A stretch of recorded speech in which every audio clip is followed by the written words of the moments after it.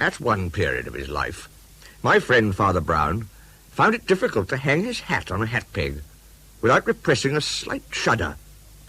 The cause of this curious idiosyncrasy was indeed a mere detail in much more complicated events, but it was, I believe, the only detail that remained to him in his busy life to remind him of the whole strange business.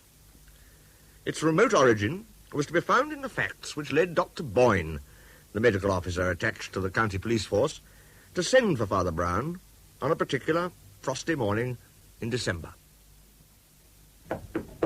Come in. Ah, Father Brown. Hello, Dr. Boyne. Come in, my dear man. Sit you down. Ah, thank you.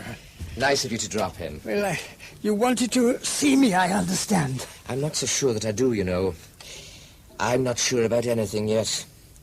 I'm hanged if I can make out whether it's a case for a doctor, or a policeman, or a priest. Well, as I suppose you're both a policeman and a doctor, I seem to be in rather a minority. An instructed minority, let us say. I mean, I know you've had to do a little in our line as well as your own. It's true, I have stepped rather outside my priestly duties on occasion. And very successfully, if I may be allowed to say so.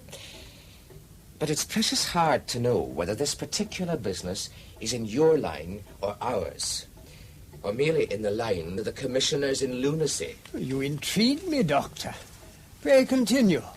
Come over to this window for a moment. Oh, certainly. You see that large white house on the hill? Oh, one could hardly avoid doing so. An imposing-looking place, even at this distance. But somewhat gone to seed in recent years, I'm told. Well, the point is, we've just had a message from the man who lives in it.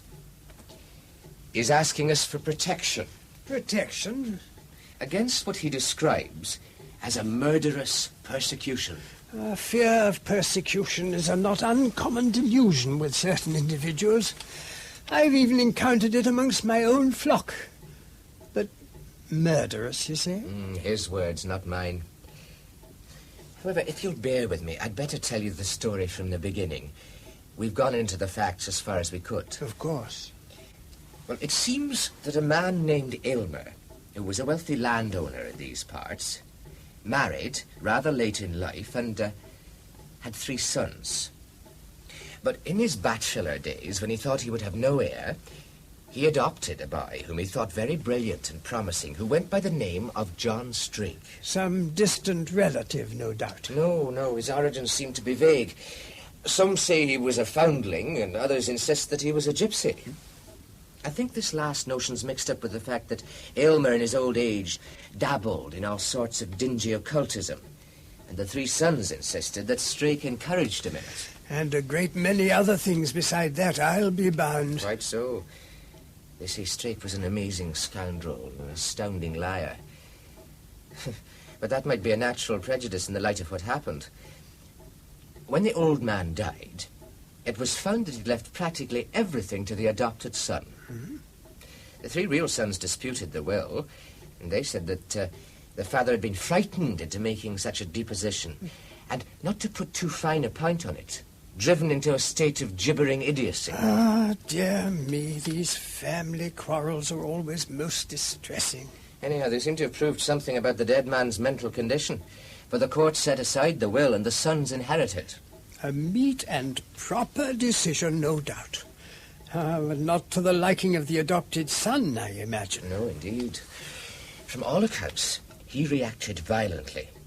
They say Strake broke out in the most dreadful fashion and swore he would kill all 3 of them, one after the other, and that nothing could hide them from his vengeance. It is the 3rd or last of the brothers, Arnold Aylmer, who's asking for police protection. 3rd and last? Yes. The other 2 are dead. Oh. That is where the doubt comes in. There's no proof that they were murdered, but they might possibly have been. The eldest, who took up his position as squire, was supposed to have committed suicide in his garden. The second, who went into trade as a manufacturer, was knocked on the head by machinery in his factory. Oh, he might very well have taken a false step and fallen, but if Strake did kill them, he's certainly very cunning in his manner of getting to work and getting away again. Well, on the other hand, I suppose it could be that the whole thing is a mania of conspiracy founded on coincidence. That is where you come into it, Father Brown. I want someone of sense, who isn't an official, to go up and have a talk with this Mr. Arnold Aylmer and form an impression of him. You know what a man with a delusion is like, and how a man looks when he's telling the truth. I want you to be the advance guard before we take the matter up. Well, it seems rather odd that you haven't had to take it up before. Is there any particular reason why he should send for you now? He does give a reason. He declares that all his servants have suddenly gone on strike and left him, so that he's obliged to call in the police to look after his house. Would you suppose there's any truth in his claim? I mean, the whole thing sounds like the whim of some half-witted crank. The inquiries I've made confirm that there has been a general exodus of servants from that house on the hill. Apparently, the servants' account of the matter is that their employer had become quite impossible in his fidgets and fears, that he wanted them to guard his house like sentries or sit up like night nurses in hospital. So, with one voice, they announced that he was a lunatic and left. Of course, that doesn't prove he is a lunatic, but it does seem rather rum in these days for a man to expect his valet or his parlour-maid to act as an armed guard. So he wants a policeman to act as his parlour-maid because his parlour-maid won't act as a policeman. I thought that rather thick, too, but I can't take the responsibility of a flat refusal till I've tried a compromise. You are the compromise. Oh, very well. I'll go and call on him now, if you like. Good man. I felt sure I could count on you.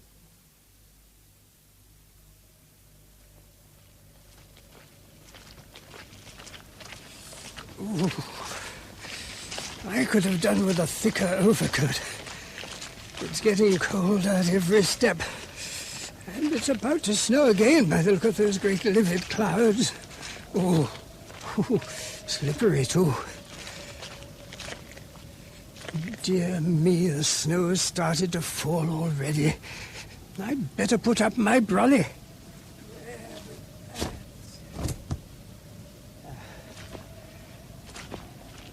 At last. These must be the entrance gates. With luck I should reach the house before this first flurry becomes a blizzard. An ornate enough piece of ironwork in all conscience. More suitable, I'd say, as the approach to some Italian villa than to an English country house. I suppose the gates have not been locked. So far, so good. A drop of oil might not come amiss. Well, Boyne was right. The place does appear to have been somewhat neglected.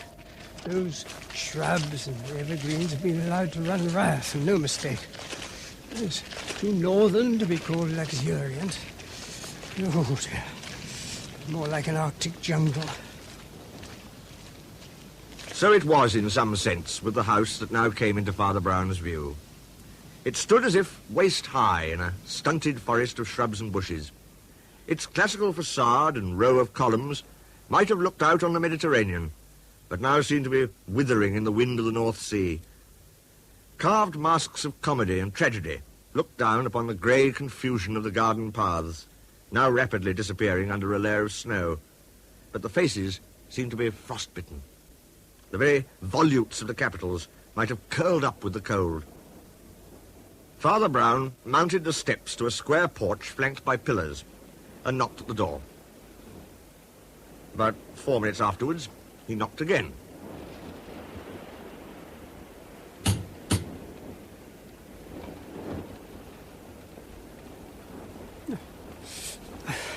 I hope I'm not to be kept standing out here all day. After all, I'm not an Eskimo. No one in front of the house, apparently. Oh, perhaps there's a side door somewhere. I'll try there. Bless my soul, how thickly the snow's lying already. Here we are.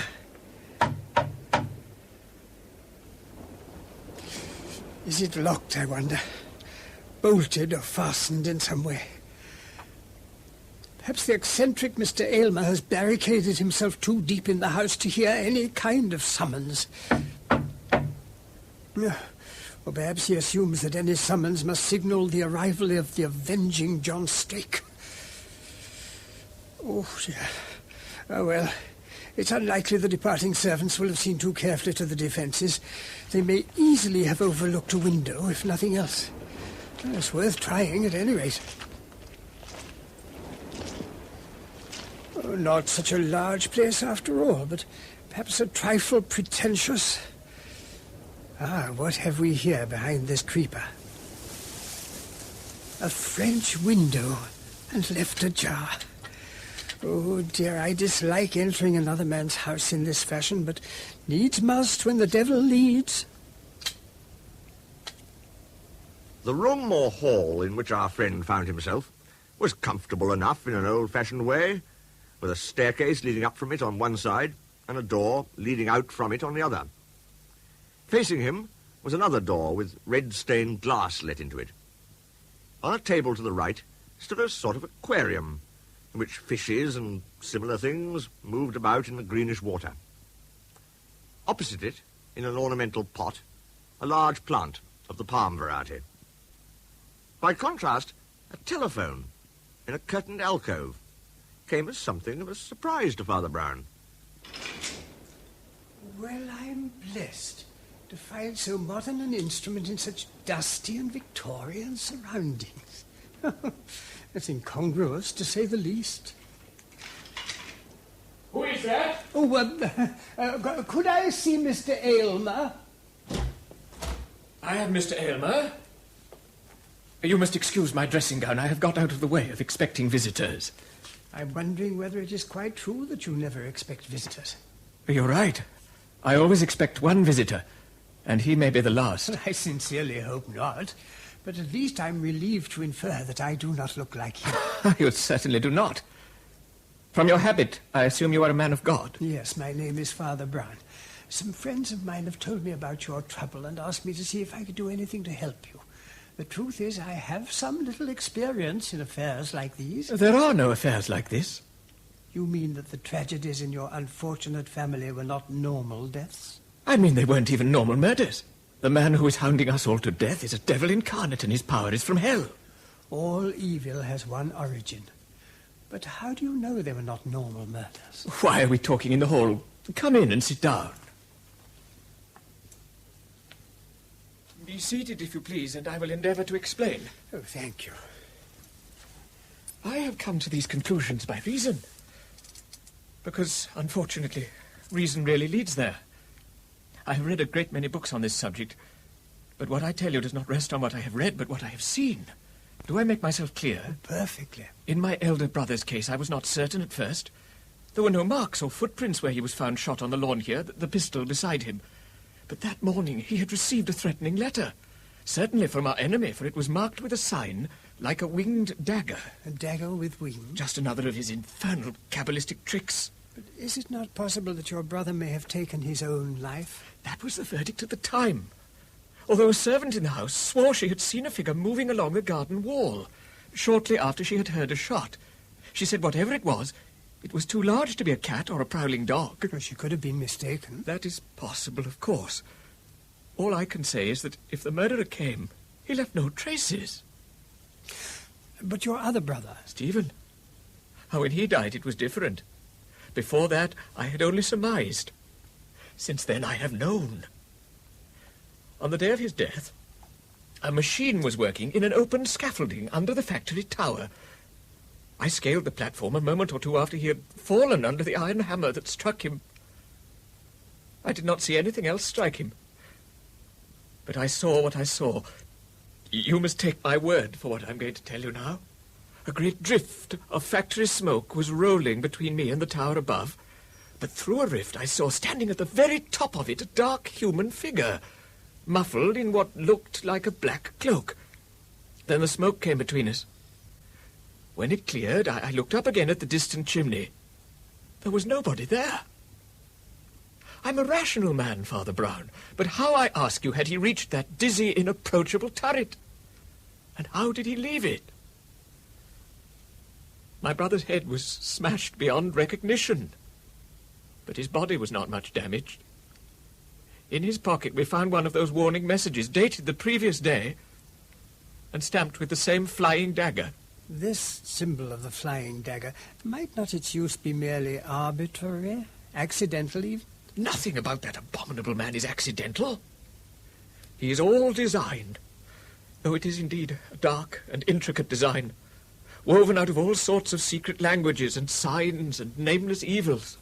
I do not pretend to know all that is conveyed by this symbol, but it seems, surely, it must have some relation to all that has befallen my unfortunate family. The coincidence is certainly very great. Is that all? Is there no connection, then, between the idea of a winged weapon and the mystery by which my brother Philip was struck dead on his own lawn, without the slightest trace of any footprint or disturbance of the grass? Is there no connection between the dagger and that figure which hung on the far top of that chimney tower, clad in a cloak for wings? Do you mean that he is in a perpetual state of levitation? It was a common prediction of the Dark Ages that the Antichrist would be able to fly. Anyhow, there was the flying dagger on the warnings, and whether or not it could fly, it could certainly strike.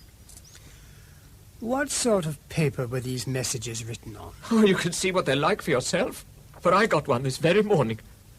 I have it in my pocket now. Yes, here it is. Torn from an artist's sketchbook, I would say. There's no mistaking the symbol. It clearly represents a dagger adorned with wings.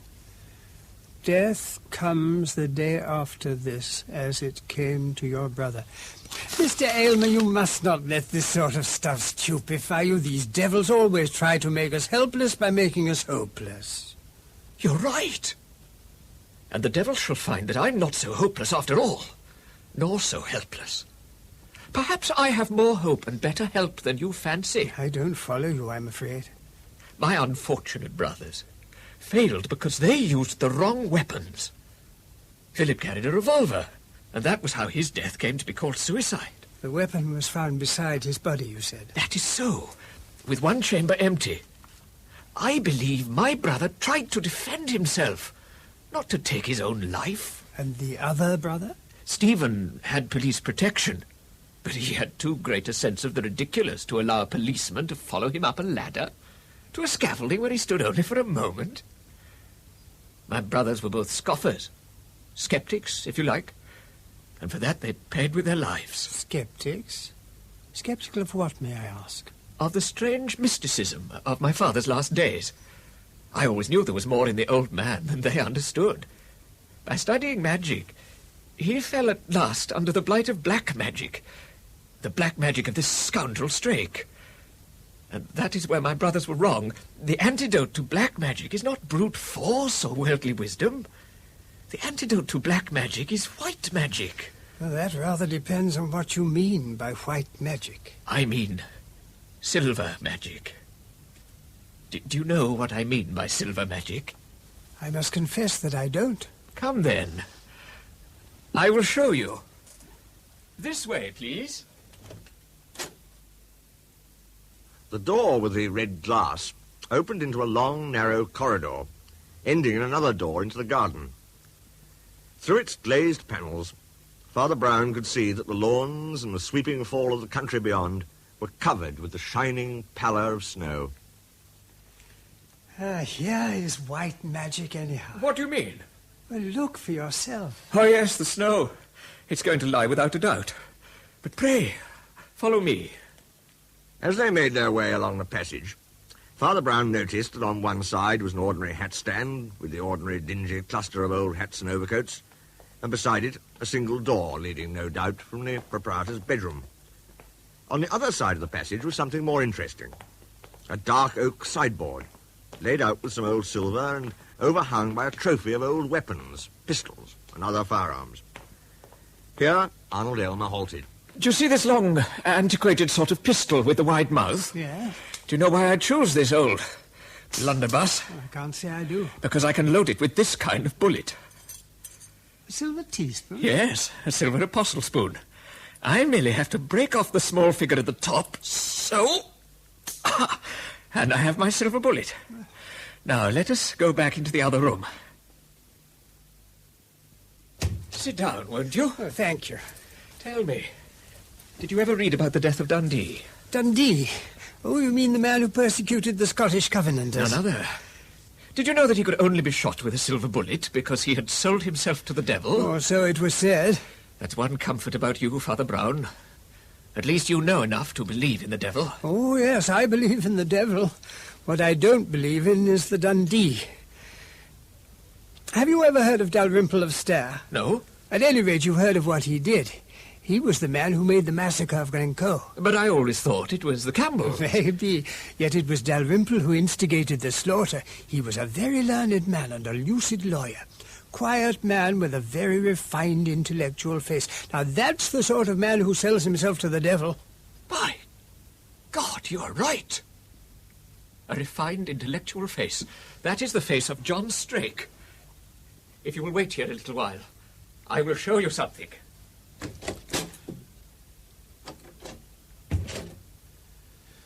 Dear me, a madman without a doubt, and one impelled by a single crazy obsession. I suppose he's gone back to that old sideboard, or possibly to his bedroom. But why? What can be in his mind? Father Brown gazed abstractedly at the carpet, where a faint red glimmer shone from the glass in the doorway. Once it seemed to brighten like a ruby, and then it darkened again as if the sun of that stormy day had passed from cloud to cloud. Nothing moved, except the aquatic creatures which floated to and fro in the dim green bowl. Father Brown was thinking hard. A minute or two later, he got up and slipped quietly to the alcove of the telephone. Dr. Boyne, it's me, Father Brown. Ah, yes. What's the trouble, old chap? I wanted to tell you about Aylmer and his affairs. Oh, good. So you managed to see him? Yes, I'm in his house at the moment. Did you get anything out of him? Yes, I did. It's a queer story, but I rather think there's something in it. I haven't time to go into details now, but if I were you, I'd send some men up here straight away. 4 or 5, I think, and surround the house. Surround the house? Why? What are you expecting to happen? Well, I can't tell, but if anything does happen, there'll probably be something startling in the way of an escape. My advice to your people is to send your men up here at once. We've no time to lose. Very well, I'll take your word for it. Oh, thank you, Doctor. Well, that's all for the present. Goodbye.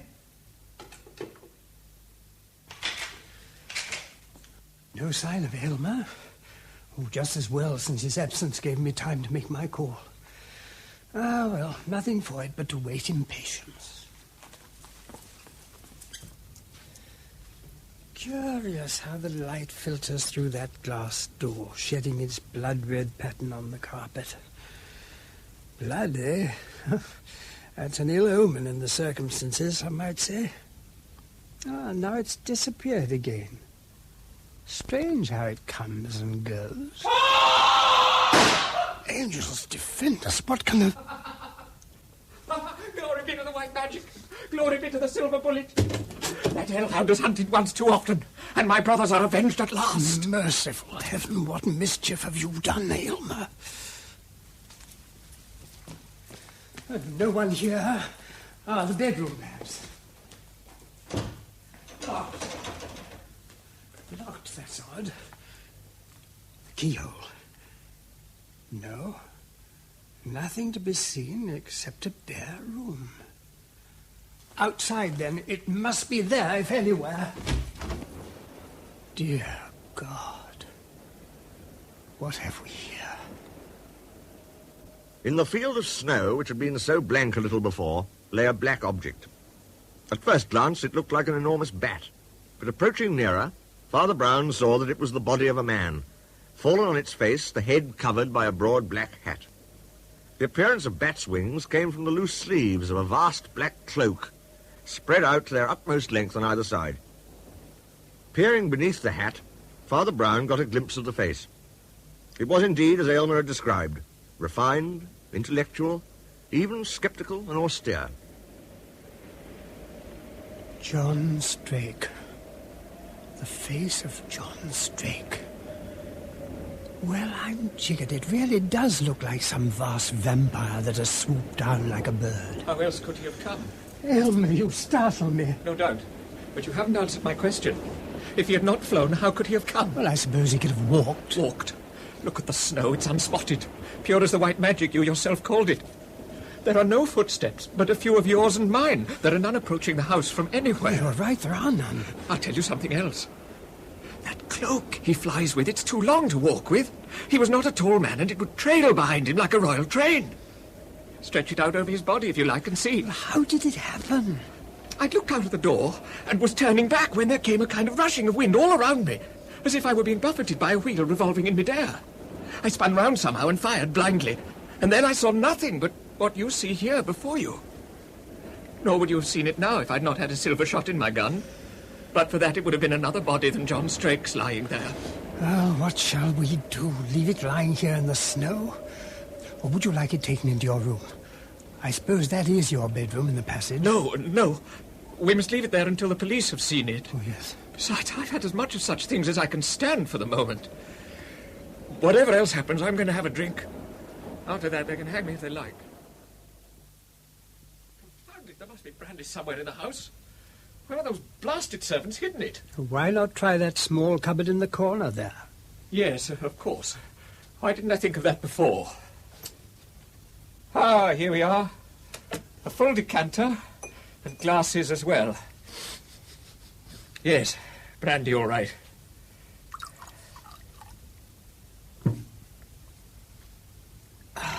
That's better. Care for a drink yourself? Thank you, no.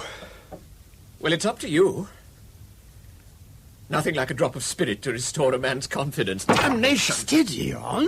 You very nearly upset that bowl of fish. Not myself, you know. Not myself at all.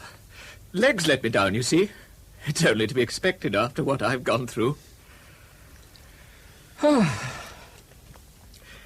Sure you won't join me? Oh, not for me, thanks. I see you are still doubtful, though you have seen the thing with your own eyes. Believe me, Father Brown, there was something more behind the quarrel between the spirit of Strake and the spirit of the House of Aylmer.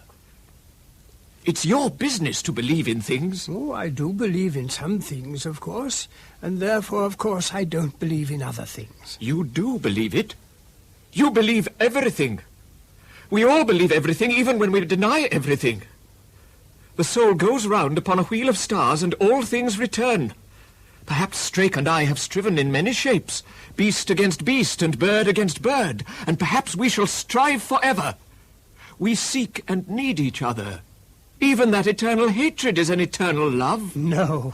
What is the good of saying no? You have seen part of that eternal drama with your own eyes. You have seen the threat of John Strake to slay Arnold Aylmer by black magic. You have seen Arnold Aylmer slay John Strake by white magic. You see Arnold Aylmer alive and talking to you now. And yet you do not believe it. No, I do not believe it. Why not? Because you are not Arnold Aylmer. I know who you are. Your name is John Strake, and you have murdered the last of the brothers who is lying outside in the snow. What? What are you saying? By heavens, I'll have your life for this! Put that pistol down. You'll not help yourself by adding one more victim to your crime. The place is surrounded, and there's no way of escape. This house surrounded? I'll not believe you! The police! That's right, sir. Inspector Collins of the Essex Constabulary. And if you take my advice, you'd better let one of my men take charge of that pistol. See to it, will you, Robinson? Very good, sir. By what right do you... We'll come to that in due course, Mr. Strake, if that in truth be your name. Meanwhile, perhaps Father Brown here would explain matters rather more fully. Certainly, Inspector. That man there is none other than John Strake, and I accuse him of the murder of Arnold Aylmer, as well as of his two brothers, and the attempted murder of myself. Thank you, Father Brown. That's all I needed to know. John Strake, I'm taking you into custody on a charge of willful murder. And it is my duty to warn you that anything you say now will be taken down and may be used in evidence. You know, what beats me is the mentality of a man like Strake. Not only does he appear to have confessed his crimes with very little prompting by the police, But from what Inspector Collins tells me, he even seemed inclined to boast to them as victories. Instead of weaving all that wild romance about winged vampires and silver bullets, he might have put an ordinary leaden bullet into me and walked out of the house. I wonder he didn't. Coffee, Father Brown. Thank you. I don't understand it, but then I don't understand anything yet. How on earth did you discover what you did?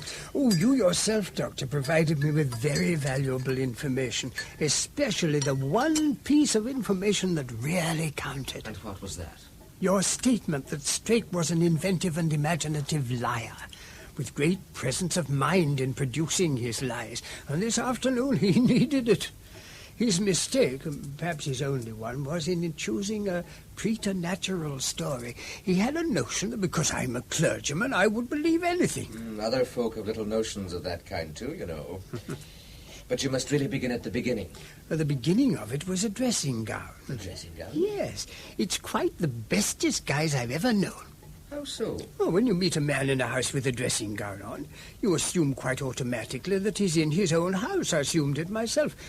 But afterwards, queer little things began to happen. Such as? When he took the pistol down in the hall, he clicked it at arm's length, as a man does to make sure a strange weapon isn't loaded. But surely he would know whether the pistols in his hall were loaded or not. Precisely. Oh. Then later on, I didn't like the way he had to look for the brandy, or the way he barged into the bowl of fishes. Now, a man who has a fragile thing of that sort in his rooms gets a quite mechanical habit of avoiding it. But the first real point was this. He came out of the passage between the two doors, and in that passage there's only one other door leading to a room. So I assumed it was the bedroom he'd just come from. I tried the handle, but it was locked. I thought, this is odd, and then I looked through the keyhole. It was an utterly bare room, no bed, no anything. Therefore he'd not come from inside any room, but from outside the house. And when I saw that, I think I saw the whole picture, as I do now, just as it happened. Go on, don't keep me in suspense. Poor Arnold Aylmer doubtless slept and perhaps lived upstairs. But this afternoon he came out of his room in his dressing gown, descended the stairs, and passed through the red glass door.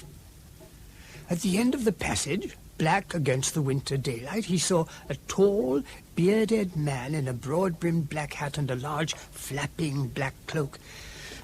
He did not see much more in this world. Strake! Yes, John Strake. Your family's sworn and mortal foe. What do you seek here? Your life. That is what I seek, Aylmer. I have come here to kill you. No, you can't do that, no.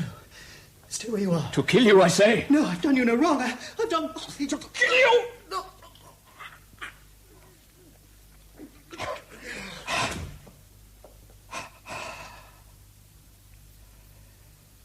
And so at last the score is settled. Arnold Aylmer has paid his debt. The last of the foes who robbed me of my inheritance. What's that? Footsteps. There's someone in the house. What do I do now? I can't be caught here with the body at my feet. I must act and act quickly. Those footsteps, Doctor, were mine. I had just entered by the French window. The murderer's reaction was a miracle of promptitude. He took off his big black hat and cloak and put on the dead man's dressing gown. Then he did a thing that affects my fancy as even more grisly than the rest. He hung the corpse like a coat on one of the hat pegs. He draped it in the long cloak and covered the head entirely with his own wide hat. Hung the corpse in a coat peg? Holy Moses, the man must have the strength of the very devil. He has. But it was the only way of hiding a body in that little passage with the locked door. You amaze me. I myself walked past that hat stand once without thinking it was anything but a hat stand. I think that unconsciousness of mine will always give me a shiver. Your story has done that to me already. But what next? Surely he must have realized that you might discover the corpse at any moment.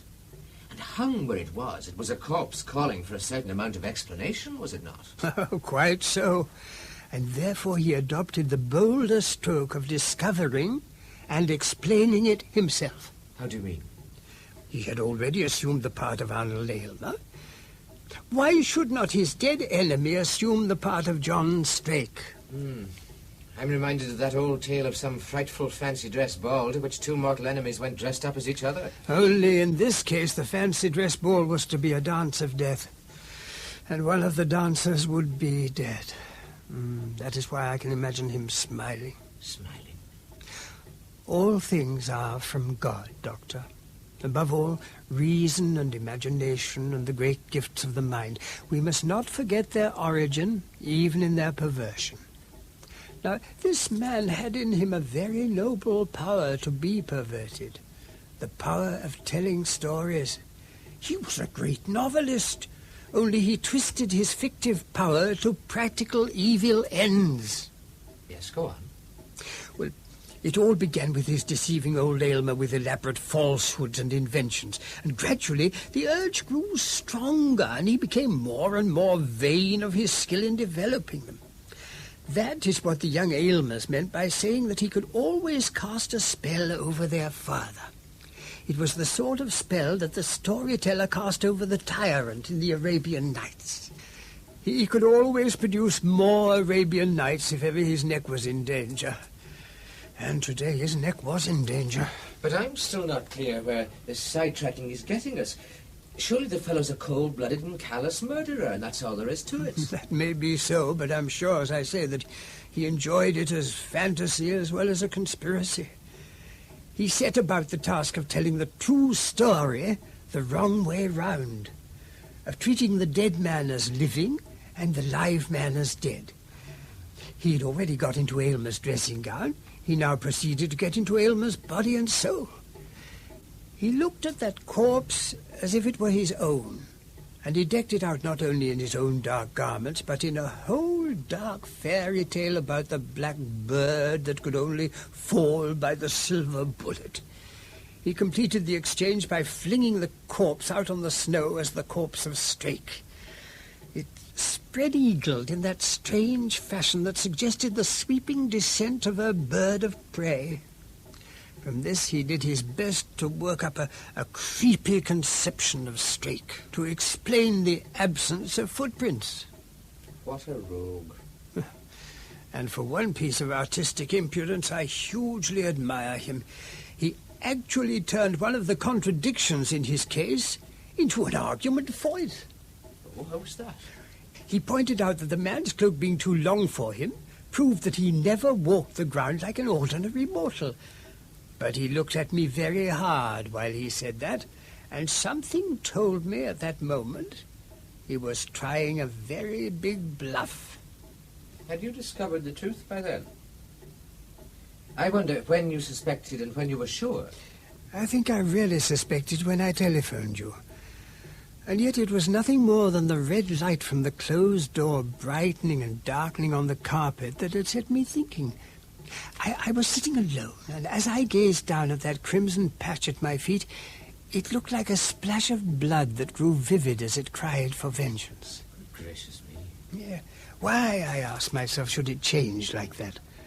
I knew the sun had not come out. It could only be because the second door behind it had been opened and shut. Someone had gone out into the garden, letting daylight shine along the passage. I began to feel that that person had gone out to do something. It was then I decided to call you, but as to when I was certain, that's a different matter. You see, if he had gone out and seen his enemy then, he would at once have raised the alarm. He did not. It was only some moments later that the fracas occurred. The cry, the pistol shot, and Strake's entrance with the pistol in his hand. Yes, indeed. It boils down to this, then. You say that Arnold Aylmer was killed before you appeared on the scene. Before or immediately after, that is so. But that his body was not thrown out onto the snow until some time later. Yes. And that the pistol shot you heard later still had nothing to do with his death. Nothing whatsoever. It was all part and parcel of Strake's crazy notion to hoodwink me. I knew that right at the end He was trying to hypnotize me, just as once he did with old Aylmer, no doubt. But it wasn't only the way he said it. It was what he said. It was the religion and the philosophy of it. Oh, I'm afraid I'm a practical man, and I don't bother much about religion and philosophy. You'll never be a practical man till you do. There's just one simple little fact that I've learned simply as a practical man. I've scarcely ever met a criminal who, if he philosophized at all, didn't philosophize along those lines of Orientalism, reincarnation, and the wheel of destiny, and so forth. It is the religion of rascals. I knew it was a rascal who was speaking. I should have thought that the rascal could pretty well profess any religion he chose. It was his whole game with me to be as idealistic as possible. That sort of man may be dripping with gore, but he will always be able to tell you sincerely that Buddhism is better than Christianity. Nay, he will tell you in all sincerity that Buddhism is more Christian than Christianity. That alone is enough to throw a ghastly ray of light on his notion of Christianity. Upon my soul, I can't make out whether you're denouncing or defending him. It isn't defending a man to say he's a genius. Far from it. And it is simply a psychological fact that an artist will always betray himself by some sort of sincerity. I'll take your word for that. You'll have to, Doctor, for I must be on my way. Thank you for your excellent coffee and for putting me in the way of an extremely interesting experience. Thank you, Father Brown. Good night. Good night. When Father Brown set his face homeward, the cold had grown more intense, and yet was somehow intoxicating. It was a piercing cold, but it was not a killing cold. It tingled with truth, and it divided truth from error with a blade like ice. My friend hardly understood his own mood as he drank deeper and deeper draughts of that virginal vivacity of the air. Some forgotten muddle and morbidity seemed to be left behind, or wiped out, as the snow had painted out the footprints of the man of blood. And as he shuffled onwards through the snow, our little priest muttered to himself, "And yet he's right about there being a white magic, if he only knows where to look for it." That was The Dagger with Wings by G.K. Chesterton, adapted by Archie Campbell, with Leslie French as Father Brown and William Rushton as G.K. Chesterton. Dr. Boyne was played by Hugh Ross, John Strake by Peter Yapp, Arnold Aylmer by Sam Dastor, and Inspector Collins by Stephen Thorne. The production was by Christopher Venning.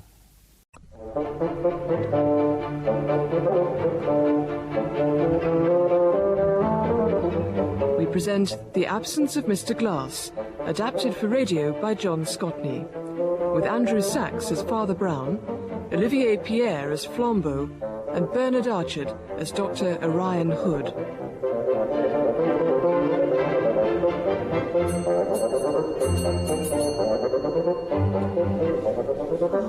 Always when I got the kettle on.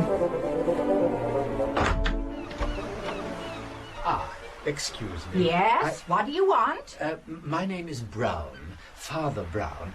I believe a friend of mine, a Monsieur Flambeau, is a guest here. Monsieur Flambeau? Oh, come in. Oh, thank you. Wait here. Oh, thank you so much.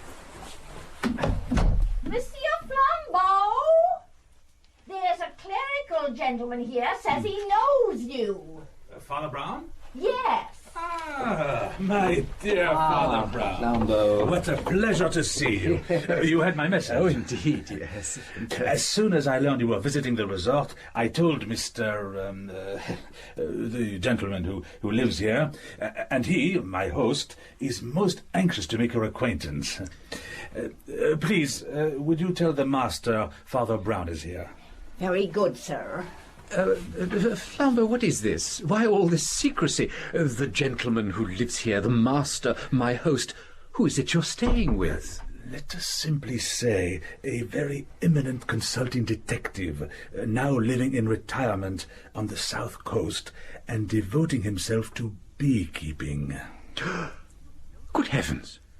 You don't mean Shh. Indeed. My host does not like his real name to be used. Oh, but surely he has nothing to be ashamed of. No, but since his retirement from his all too well-known address in Baker Street, he has no desire to be plagued by heads of state and baffled detectives every time a case of more than usual complexity comes up. Yes. So he chooses to call himself Dr. Hood. Dr. Hood? Dr. Orion Hood, my dear Father Brown.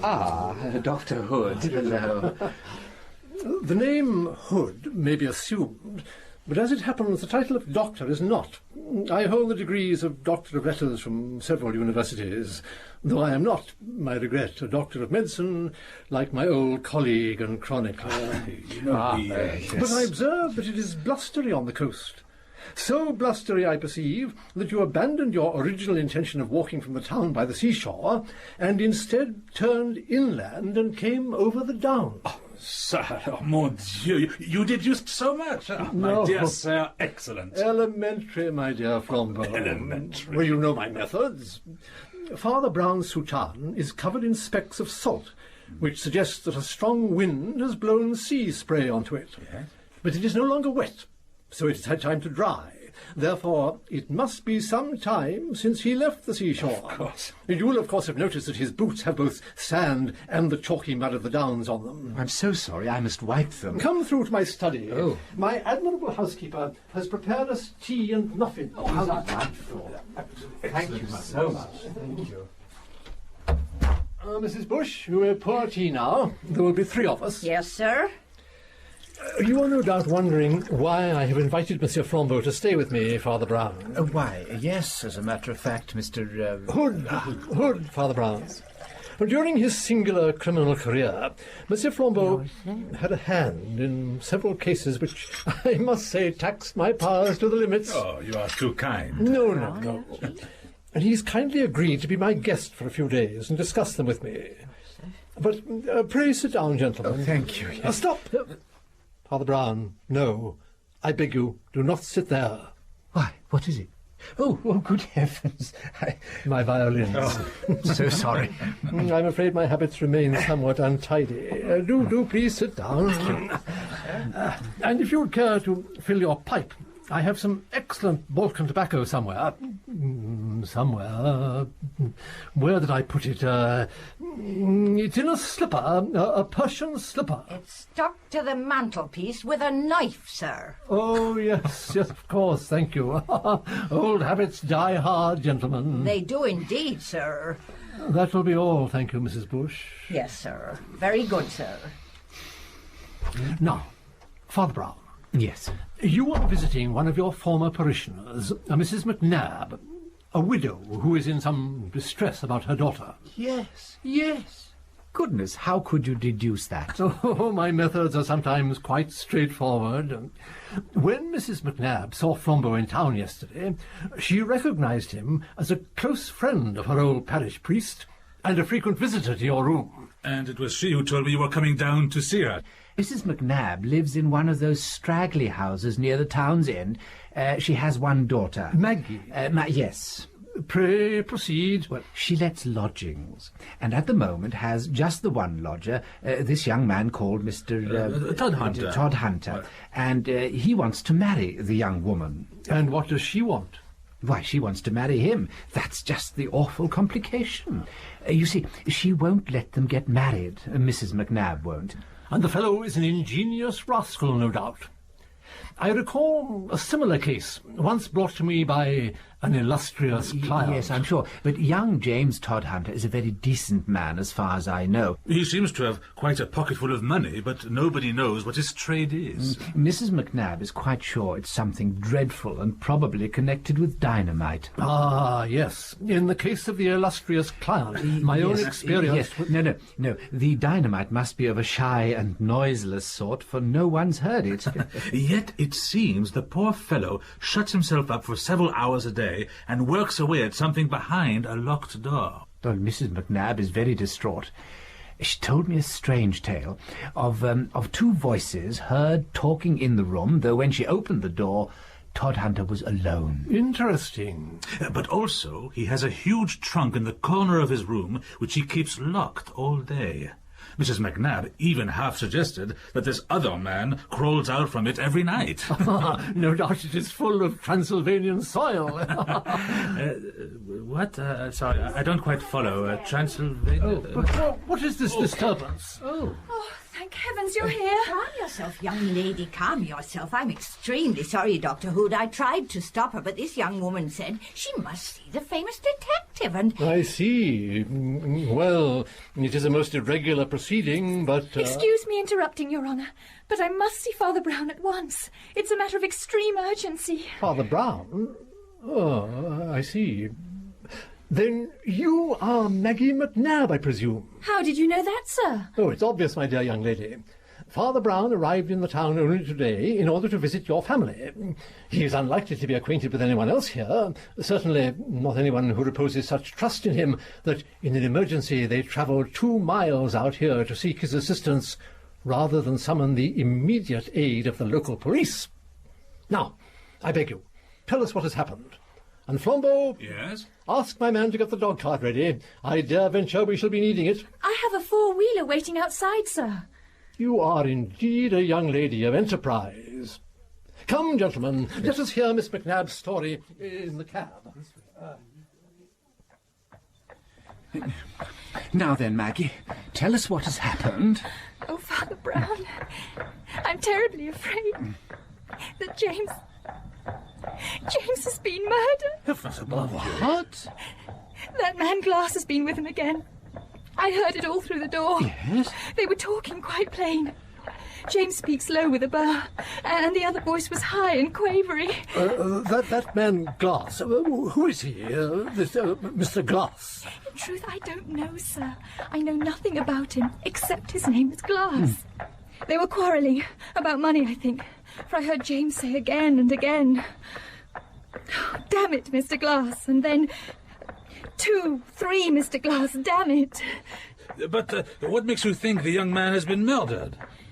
Well, after I heard their quarrelling, there was a silence. Yes? I tried to break the door down, but I couldn't. So what did you do? Then I ran round to the backyard and managed to climb onto the windowsill that looks into the room. It was all dim, but there were all sorts of things scattered about. And I swear I saw James lying huddled up in a corner, as if he were drugged or strangled. Oh, this is serious. Whip up, cabby! Allez, plus vite! There seemed to be some playing cards littered about. Is that so? And some wine glasses. Yes? And that was strange, because James is almost teetotal. Oh, and one of them was broken. Interesting. At least one. And there was a gentleman's silk top hat. Top hat, And there was... Oh, my God! What? Yeah. I've just realised what it was. Yes? A long knife or sword lying glinting on the ground. Mon Dieu. Oh, Father Brown, I hope James is all right. There, my child. Oh, You say Mr. Todhunter is not given to strong drink. Is he in any other way profligate with his money? Is he a gambler? Oh, no, sir. James is very careful. Not mean, you understand. Just careful. We were saving to get married. Oh, come, my dear. Ah, here we are. Come. Gentlemen, come, let us descend. There is no time to waste.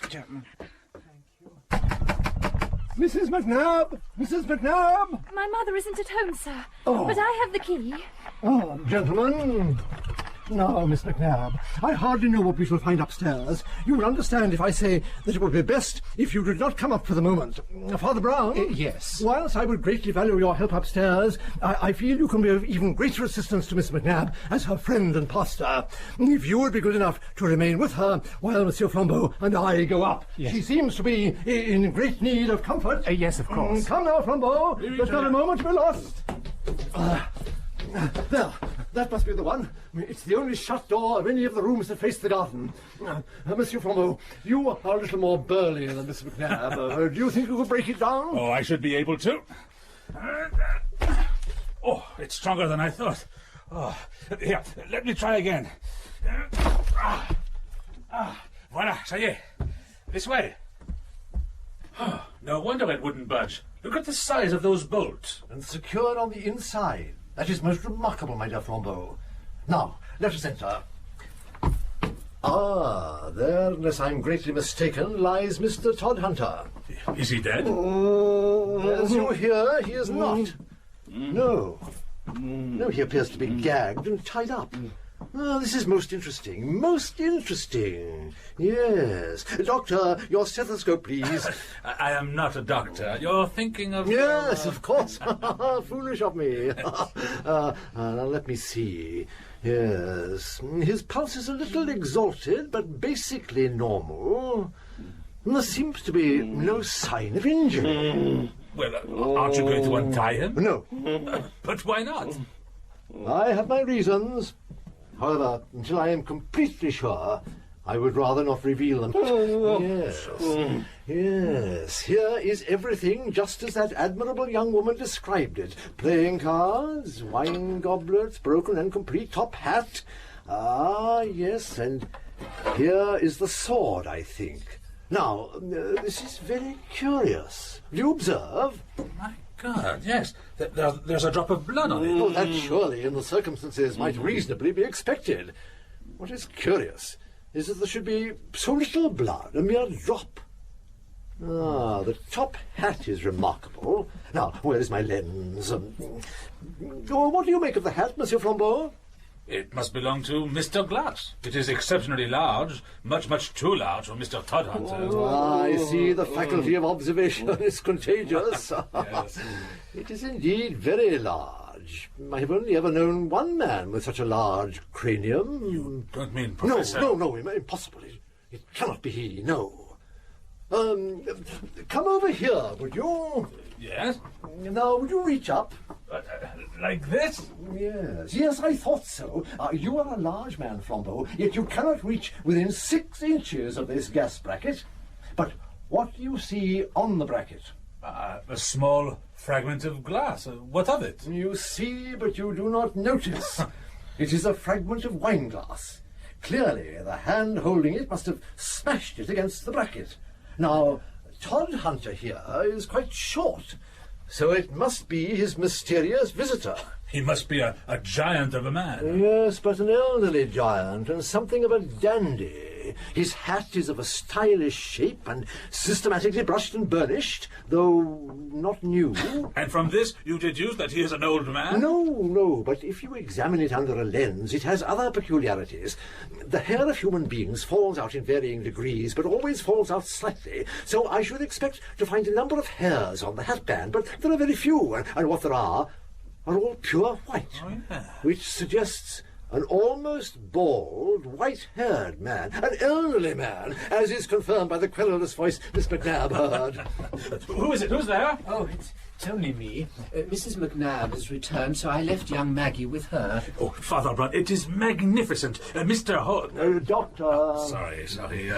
Dr. Hood has established that Mr. Glass is tall from this fragment of broken wine glass on the gas bracket, that he has an enormous cranium and is a dandy from his hat.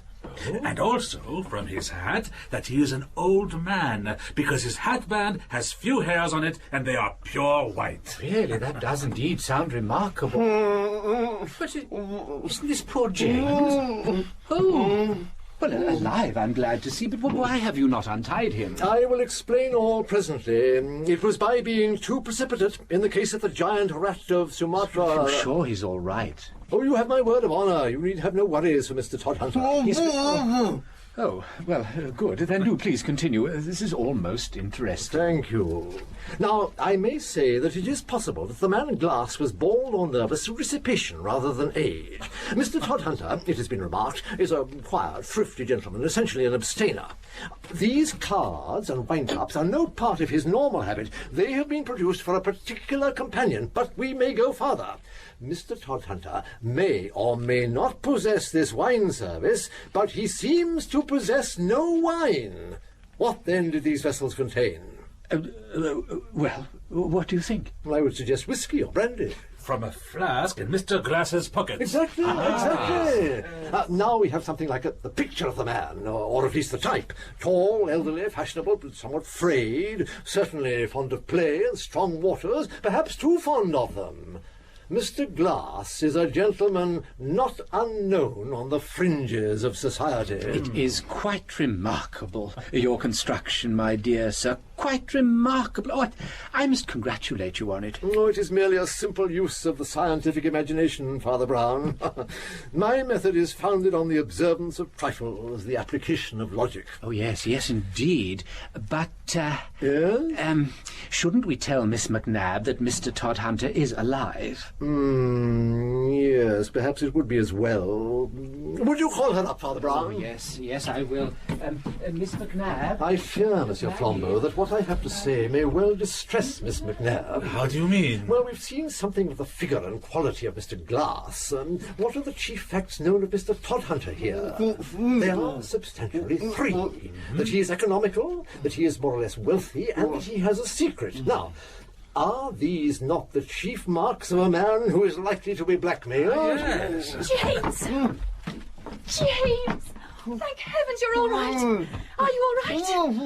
Why is James tied up? There are sufficient reasons. Father Brown, why is James still tied up? Yes, Dr. Hood, why is he still tied up? Patience, my dear lady, patience. I was just explaining, Father Brown, that Mr. Todhunter is just the kind of man who is likely to be blackmailed. Blackmailed? Now, is it not equally obvious to the trained mind that the faded finery, the profligate habits, and the shrill irritation of Mr. Glass are the unmistakable marks of the kind of man who blackmails? And so these two men met here today and quarrelled using blows and a bare weapon. Perhaps, though it is a maxim of mine never... Are you going to take these ropes off? No. No?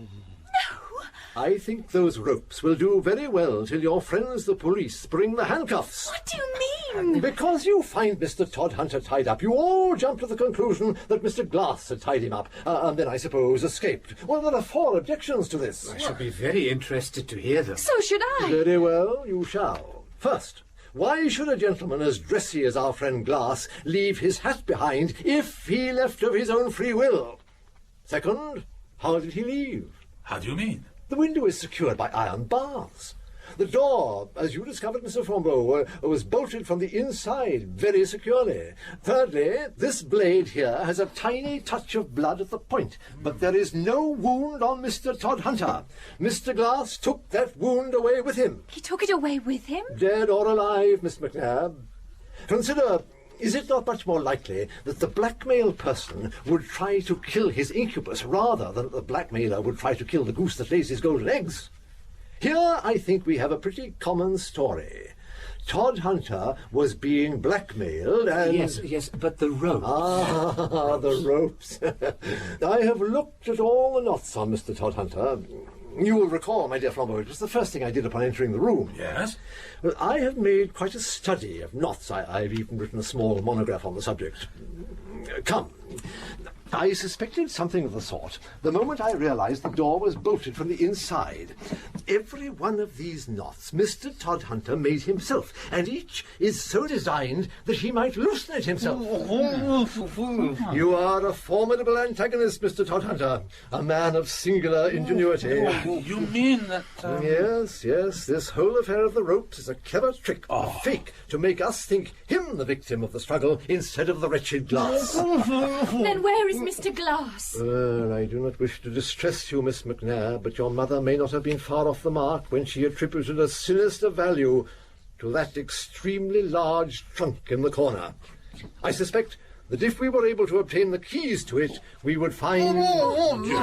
Say it again, please. What? Do you mean that those knots are tied by Mr. Todhunter? Yes. And that they're tied in such a way that it is intended that he should be able also to untie them himself? Precisely. That is what I mean. Jerusalem. I wondered if it could possibly be it. Excuse me. Mr. Todhunter, may I just... Oh, yes, I see what you mean. But, Father Brown? Yes, Yes, you're right, that's it. That's it. Can't you see it in the man's face? What on earth do you mean? But look at his eyes. His eyes do look queer. You brutes! I believe it's hurting him.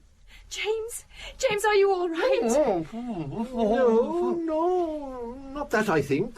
The eyes have a certain, what shall I say, singular expression, but I would interpret those transverse wrinkles as expressing rather such slight psychological abnormality. Oh, bosh! Can't you see that he's laughing? Laughing? What on earth is there to laugh at? Well, not to put too fine a point on it, I think he's laughing at you. And indeed, I'm a little inclined to laugh at myself. And now I know the profession of Mr. Todhunter, or rather, the profession he aspires to. Is this relevant? I hardly think what Mr. Todhunter does for a living is germane to the issue. You amaze me, my friend. Oh, no, but Mr. Todhunter would like to amaze you. Oh, my dear Mr. Todhunter, please, bear with me a moment. What a fool I was to forget we are in a seaside town. Father Brown, I don't understand. Oh, Dr. Hood, you are a great poet. I beg your pardon? You have called an uncreated being out of the void. How much more godlike that is than if you had only ferreted out the mere facts. Indeed, the mere facts are rather ordinary by comparison. Father Brown, I have long admired your successes in my field, but... Mere trifles compared to your triumphs. Oh, well, you should not believe all you read. But now, I confess, I have no notion what you are talking about. My facts are all inevitable, though necessarily incomplete. A place may be permitted to intuition, or poetry, if you prefer the term, but only because the corresponding details cannot as yet be ascertained, in the absence of Mr. Glass. Ah, that's it. That is it. That's the first idea to get fixed. The absence of Mr. Glass. He is so extremely absent. I suppose that there never was anybody as absent as Mr. Glass. Do you mean he is absent from town? I mean he is absent from everywhere. He is absent from the nature of things, so to speak. Do you seriously mean that there is no such person? It does seem a pity. Then how do you explain the first proof we found? If there is no Mr. Glass, whose hat is this? Exactly. It is yours, is it not, Mr. Todhunter? But, look, it doesn't fit him. He couldn't possibly wear it. My friend, I never said he could wear it. I said it was his hat. Or, if you insist on a shade of difference, a hat that is his. How do you mean?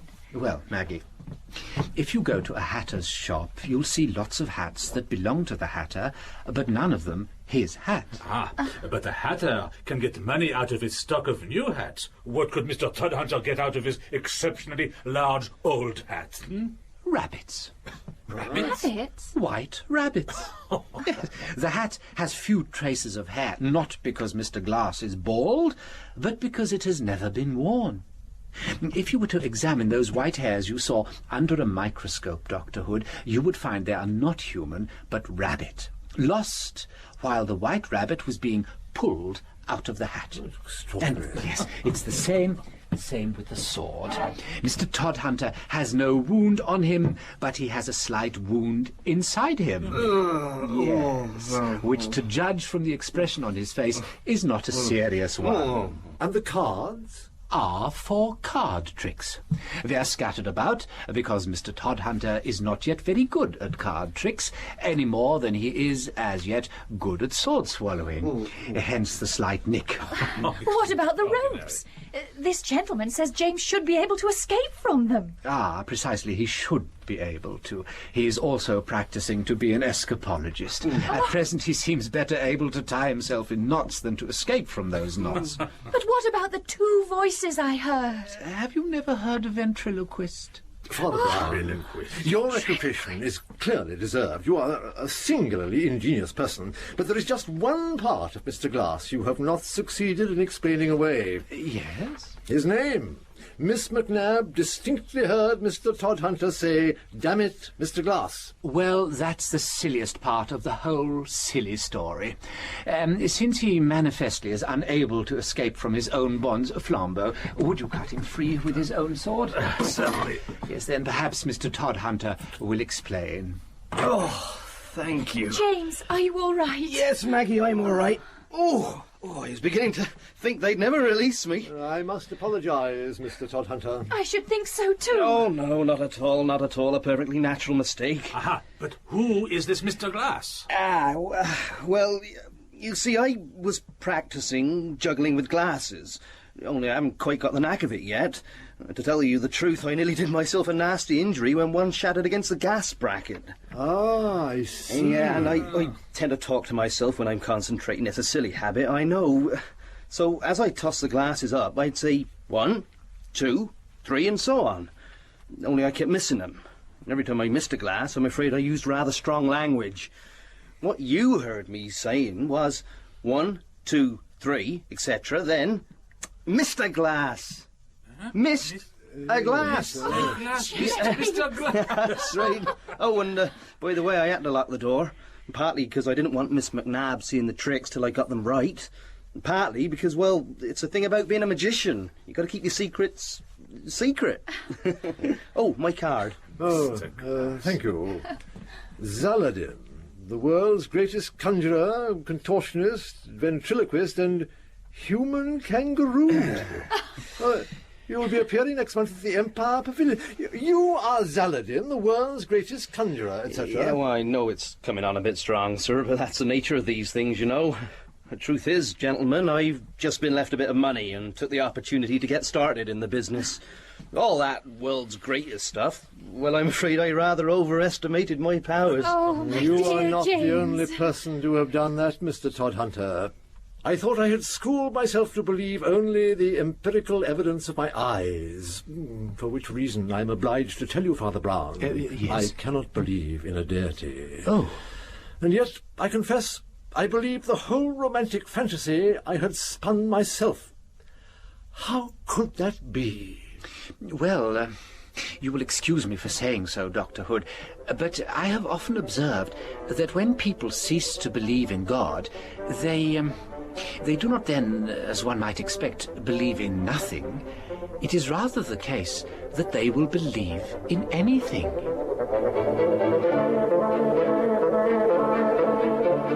In The Absence of Mr. Glass by G.K. Chesterton, the part of Father Brown was played by Andrew Sachs. Flambeau, Olivier Pierre. Orion Hood, Bernard Archard. Maggie, Deborah Makepeace. Todhunter, Kim Wall. Housekeeper, Margaret Ward. The Absence of Mr. Glass was adapted by John Scotney and directed in Bristol by Alec Reed.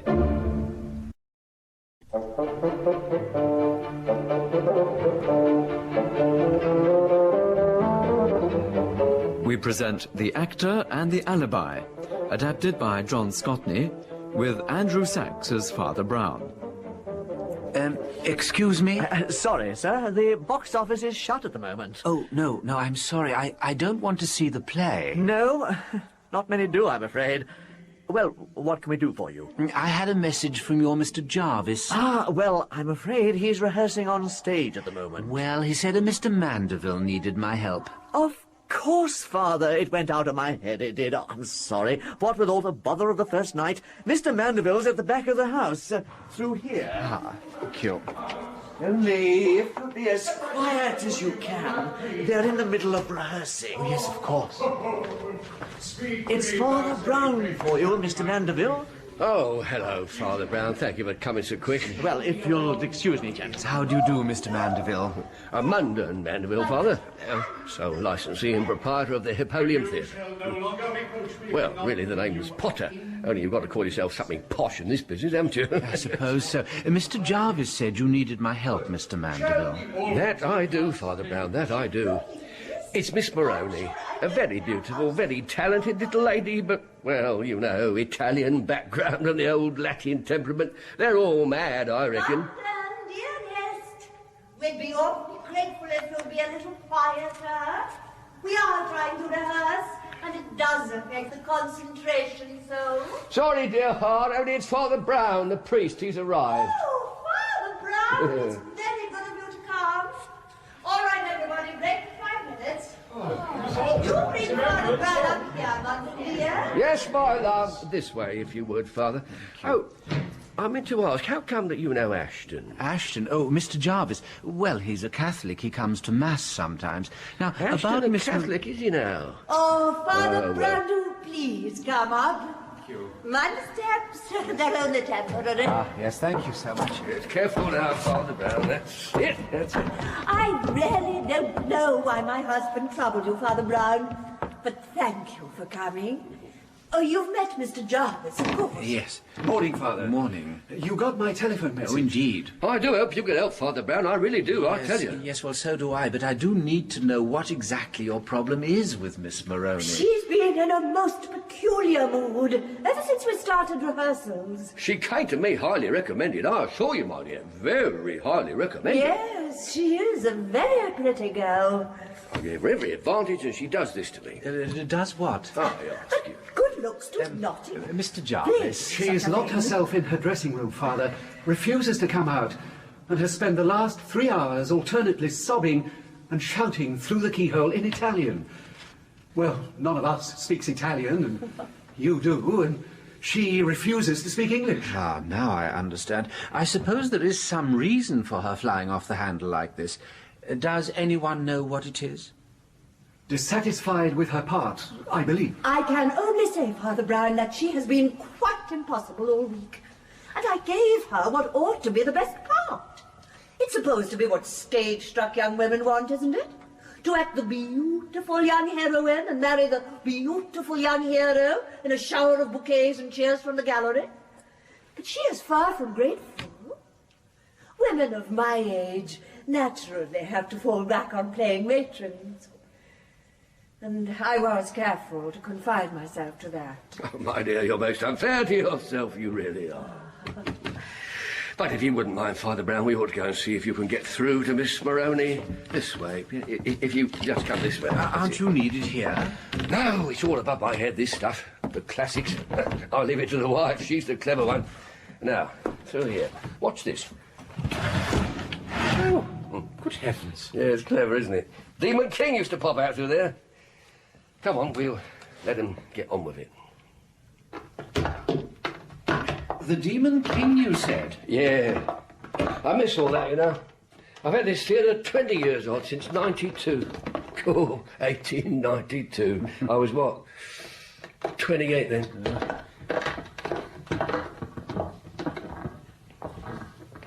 Yeah. I used to love the pantos. We did them all. Had the stage rigged out with trapdoors, every trick in the book. And a few that weren't in the book. I still keep all the old sets down here under the stage. Here, have a look at this. Oh. Why, it looks like Bluebeard's castle. So it is. Yeah. Of course, the mice have got out a bit now. But look at that. Lovely bit of work. Ah, the laughter of children, Father Brown. The laughter of the kiddies. Nothing like it. Oh, yes. No. Oh, we had them all here, we did. In the old days. Little Titch. Oh. Yes. Mr. Ralph, he always had to be called. George Eastwood. Vesta Tilly. Yeah. We even had poor old Dan Lido himself once. Did you really? We did indeed. It was in a panto I first met Mrs. Mandeville. 8 years ago. I brought her in as principal boy. Of course, we don't do that sort of thing now. The wife has raised the tone a bit. Yes, you're putting on School for Scandal. Yes. Well, the wife likes these, what she calls, classical comedies. Now, just between you and me, I reckon they're a sight more classic than comic. Still, not that we didn't have the classics here before, you know. We had Henry Irving one time. Sir Henry Irving in the Bells, it was. Really? Oh, yes. Yes. Right, here we are. This is my little den. If you listen, you can hear them all acting away on the stage above us. Eh? Oh. Yeah, someone's singing. Yes. Ah. Oh. That's it, yeah. Yes. Yeah. Now, Miss Moroni. Yes, now, her dressing room's bang opposite, down that little corridor, see? Oh, yes. Who's the woman outside? Oh, that's Mrs. Sands, my wife's dresser. Bit of an old tartar, but loyal as you like. And the gentleman? Well, he's our leading man, Norman Knight. Bit of, star, isn't that what they call them nowadays? Yeah. Anything up, Mrs. Sands? I beg your pardon, sir. Any sound from the prima donna? I haven't heard anything. Not for some time, sir. And you, Norman. Oh, by the way, this is Father Brown. I'm sure you recognise Norman Knight, Father Brown. Oh, I... Charmed. Anyway, you heard anything from La Moroni, old chap? Earlier on, there were a few what sounded like curses, but then the rest, shall we say, was silence. Oh, bloomin' heck. Do you think she could have done herself in, Father Brown? Well, if she'd been a German, gone away to think quietly about metaphysics and Weltschmerz, I should have been... Yes, Weltschmerz. I should have been all for breaking the door down. Well, these Italians don't really die so easily, and are not liable to kill themselves in a rage. Somebody else, perhaps. Yes, possibly. It might be as well to take ordinary precautions if she comes out with a leap. Oh, blimey, that's just what we need. Hello? Who's there? It's me, Governor. Oh. There's someone here who wants to see you. Well, tell him I'm busy, will you? Monday. Oh, God. Hello, Lady Miriam. How kind of you to call. Allow me, Lady Miriam Talbot. What this a is... divine costume. Don't tell me you're playing Canon Chasuble. Or is that some other play, Monday? Oh, poor dear Oscar.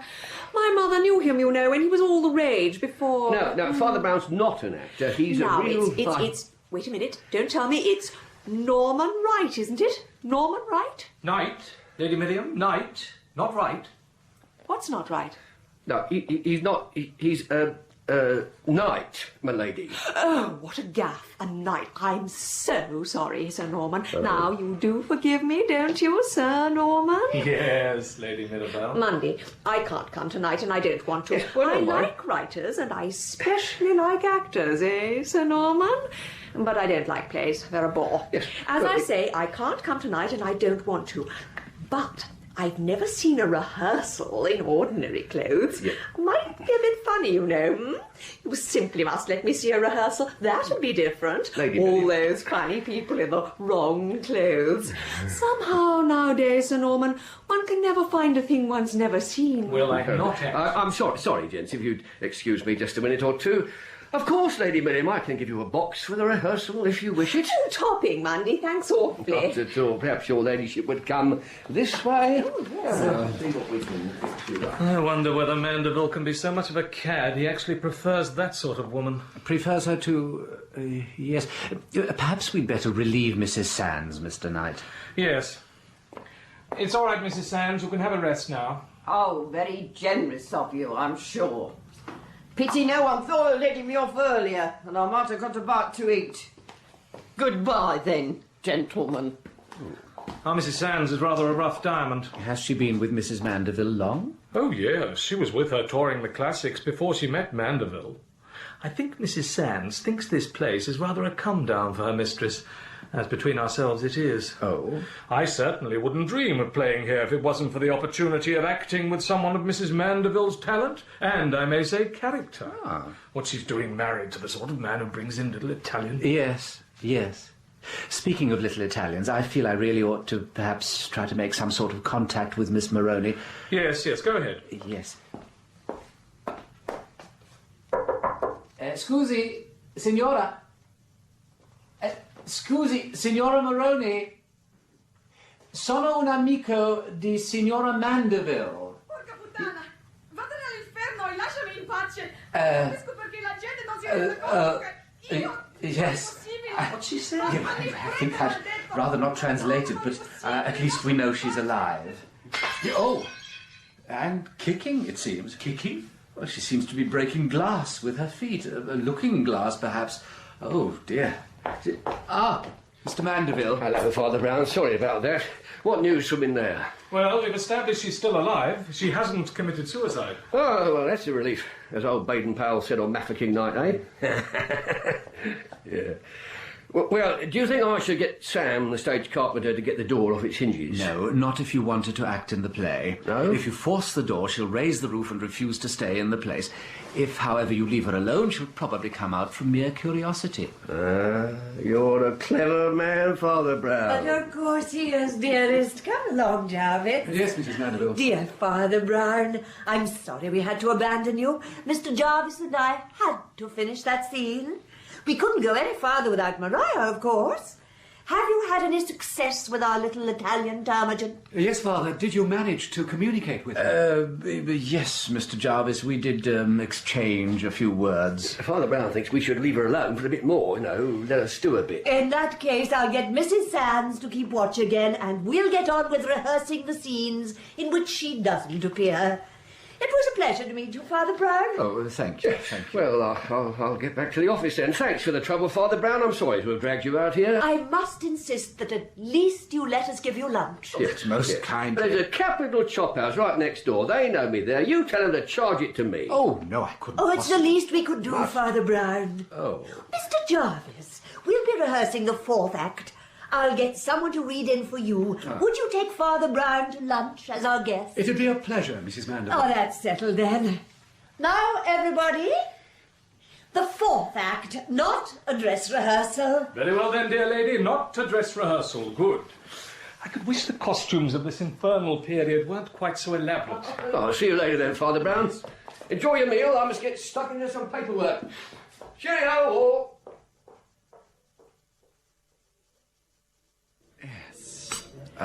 Anything else, gentlemen? We've some very tasty stills. Oh, no, thank you. I couldn't eat anything else.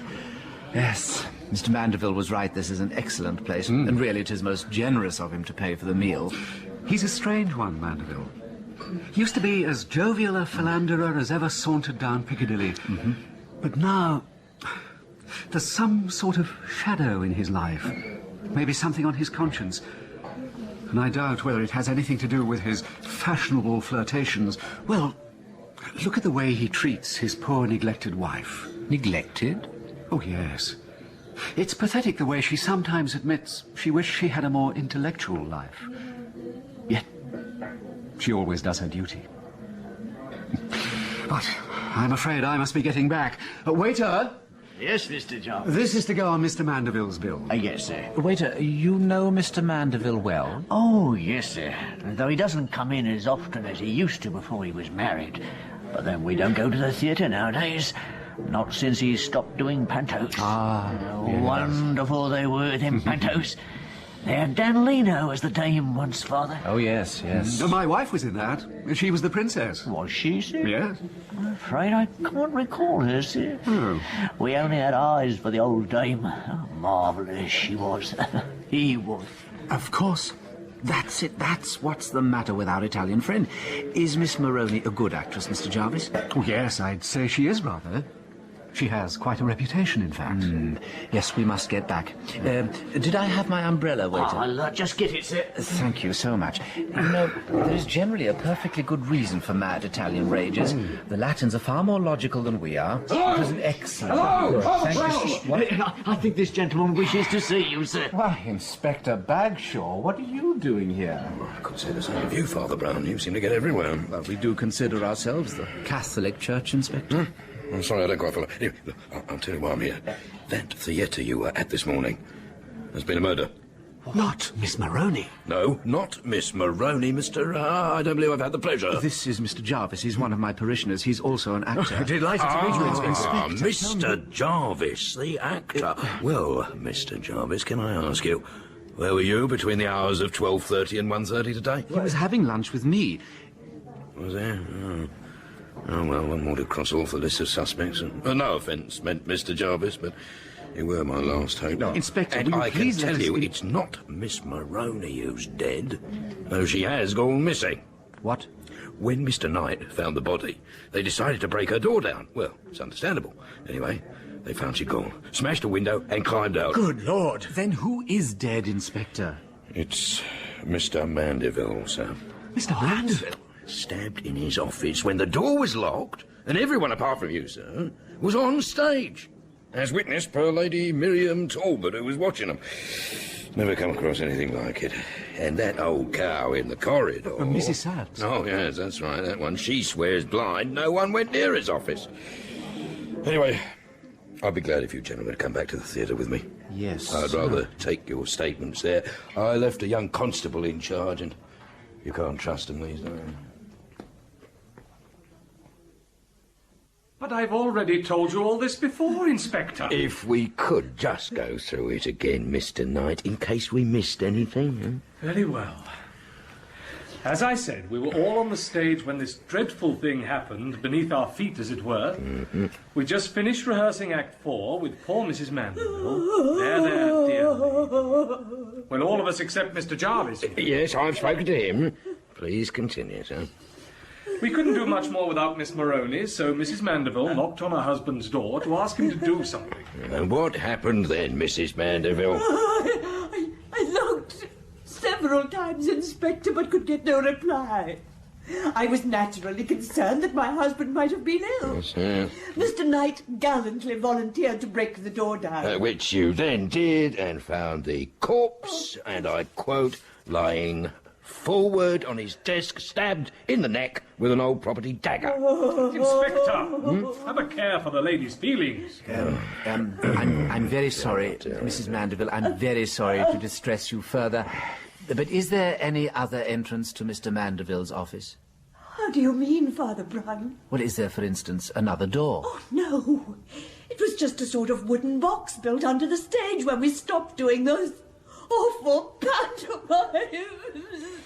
Oh, I'm sorry. I'm afraid this has all been rather a shock. Would you excuse me? Oh, of course, Mrs. Mandeville. Oh, Mrs. Mandeville. Oh, Mr. Knight. Thank you. I'm afraid I came over a little faint. Mr. Knight, perhaps you would be kind enough to... But of course, dear lady. If this inspector will allow me to leave... Yes, go on.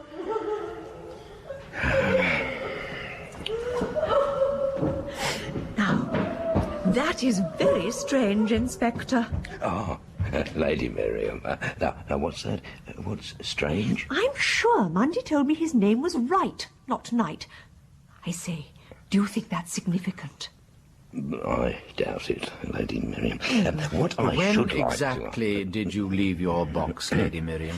Oh, the very moment they finished that thing they were doing. I mean, it was all jolly interesting, but I was getting a teeny bit bored. So I popped down to say thank you and bye-bye to poor Mundy. If I were you, Lady Miriam, I'd go and have a rest. It's all been a nasty shock. If Inspector Bagshaw has finished. Oh, yes. You go and have a lie down, my lady. Thank you. Thank you. Poor old Mundy. Poor old thing.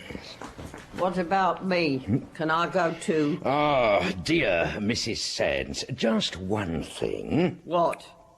You are quite sure that no one went into Mr. Mandeville's office? Like I said, I was outside all the time. Nobody came. I didn't fall asleep. Yes, and but before you ask me again, that Italian thing didn't come out neither. And I didn't hear no scream from him. Satisfied? Thank you. Now can I go? Don't leave the building. Ta very much, I must say. My opinion is that Mrs. Sands is a grumpy, gloomy sort of card. You think she's lying? Is that what you mean? No, I think I meant it more or less as a detached study of character. Oh, well, if it's not her, it's got to be the Moroney woman, though, how she did it. What a conundrum. Oh, dear. I've just realised. I'd rather fear I myself was a witness to Miss Moroney not being the murderer. What? Yes, it's very foolish of me. Oh, I should have realised. You see, an hour or so before the murder, I heard her smashing something. I stupidly thought she was breaking a mirror. But I'm sure an actress would be much too superstitious to smash a mirror. Of course. Yes, she must have been making her escape by breaking the window well before the murder. So it has to be Mrs. Sands. Then God knows why she'd do it. Oh, I'm sure God would know if she had done it. But Father Brown, you said she was an unpleasant character. Oh, I certainly said that Mrs. Sands' sulky look was a study in character, but not in the character of Mrs. Sands herself. If you want to know what a lady is like, don't look at her, for she may be too clever for you. Don't look at the men around her, for they may be too silly about her. But look at some other woman who is always near her, and especially one who is under her. You will see in that mirror her real face. And the face mirrored in Mrs. Sands was very ugly. The true face of her mistress was mirrored there. Surely you don't mean Mrs. Mandeville? Everybody regards her as a person of the most exalted ideals, almost moving on a higher plane than the rest of us. I suspect that, like her servant, she is perhaps, as the inspector would say, something of a cow. Oh, come on. I'm sure Mrs. Mandeville's behaviour towards the Italian girl was beautiful. Oh, on the contrary. It struck me from the very first that she was being unfair to that poor Italian. And it was brought home to me in the chop house. Do you remember? The waiter had forgotten your wife as the beautiful princess, but only remembered Dan Leno as the old dame. Wait a minute. What's Dan Leno got to do with it? Well, Dan Leno had the star part. Isn't that the word? The matronly dame? And besides him, the beautiful princess was comparatively unimportant. Now, in The School for Scandal, the star part is also the matron, Lady Teazle, the part Mrs. Mandeville so charitably gave herself, while the part of the beautiful young heroine, as she called it, must be Maria, which is hardly a part at all. Yes, that's true.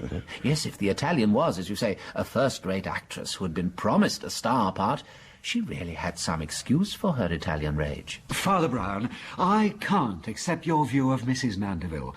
In all the time I've worked with her, she never complained. Oh, what you mean is Mrs. Mandeville told you she never complained. As she told Norman Knight, she never complained, and probably every other man in the company. But in private, oh, yes, she complained. And yet, really, what did she have to complain about? Nobody pretended that her husband drank or beat her or left her without money. And though he may have been something of a philanderer before he met her, I suspect he was so much in awe of her as to have been completely faithful as a husband. Yes, when one looks at the facts, apart from the atmospheric impression of martyrdom she contrived to spread, the facts were really quite the other way. Mandeville left off making money on pantomimes to please her. He started losing money on classical drama to please her.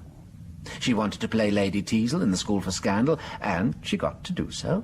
And no doubt she arranged the scenery and furniture as she wanted. Yes, yeah, but what's that got to do with it? Oh, you've lost me again. What are you getting at, Father Brown? Can we go down to Mr. Mandeville's office, Inspector? Well, if you want to. You want to view the corpse? No. I want to view the ceiling. Ah, yes, look up there. I thought so. You see, Mr. Jarvis? Yes. Yes, I do see. Good heavens. Well, I don't. This used to be a pantomime theatre, Inspector. This office is built under the stage. It's full of all sorts of tricks and devices.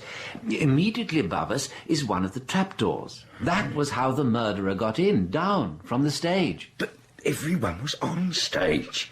You think someone popped out in full view of everyone else? No, the plan could only work in the fourth act of School for Scandal. Of course, the famous fourth act. Look, I only went to a board school. Will somebody please explain? In the fourth act of the play, Lady Teazle spends a very long time hidden behind a screen when her husband arrives at an embarrassing moment. She's technically on stage, but Mrs. Mandeville had fixed for the screen to be around this here trapdoor, she could nip down, catch her old man unawares, pretend she had something to say to him, and...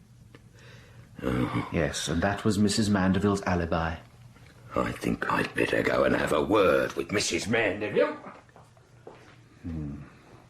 What about motive, Father? Oh, I suspect we need look no further than Mr. Knight. You think she's in love with him? I do hope so, for really it would be the most human excuse. But I have my doubts. She wanted to get rid of her husband, an old-fashioned, vulgar, suburban hack, not even making much money. Yes, she wanted a career as a brilliant classical actress, married to a rapidly rising actor. She was always dogging her husband in private, hoping to use one of his former liaisons as an excuse for a divorce. He died because he wished to remain faithful to her, and she could not bring herself simply to run away with her lover.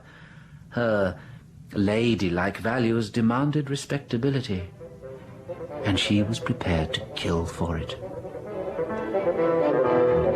In The Actor and the Alibi by G.K. Chesterton, the part of Father Brown was played by Andrew Sachs, Munden Mandeville by Peter Jeffrey, Mrs. Mandeville by Sheila Grant, Inspector Bagshaw by Bill Wallace, Ashton Jarvis by David Brierley, Norman Knight by Charles Bailey, and Lady Miriam Talbot by Fleur Chandler. The House Manager and the Waiter by Jonathan Scott, Mrs. Sands by Pauline Letts, and Miss Maroney by Karen Asco. The Actor and the Alibi was adapted by John Scotney, and the director from Bristol was Alec Reed.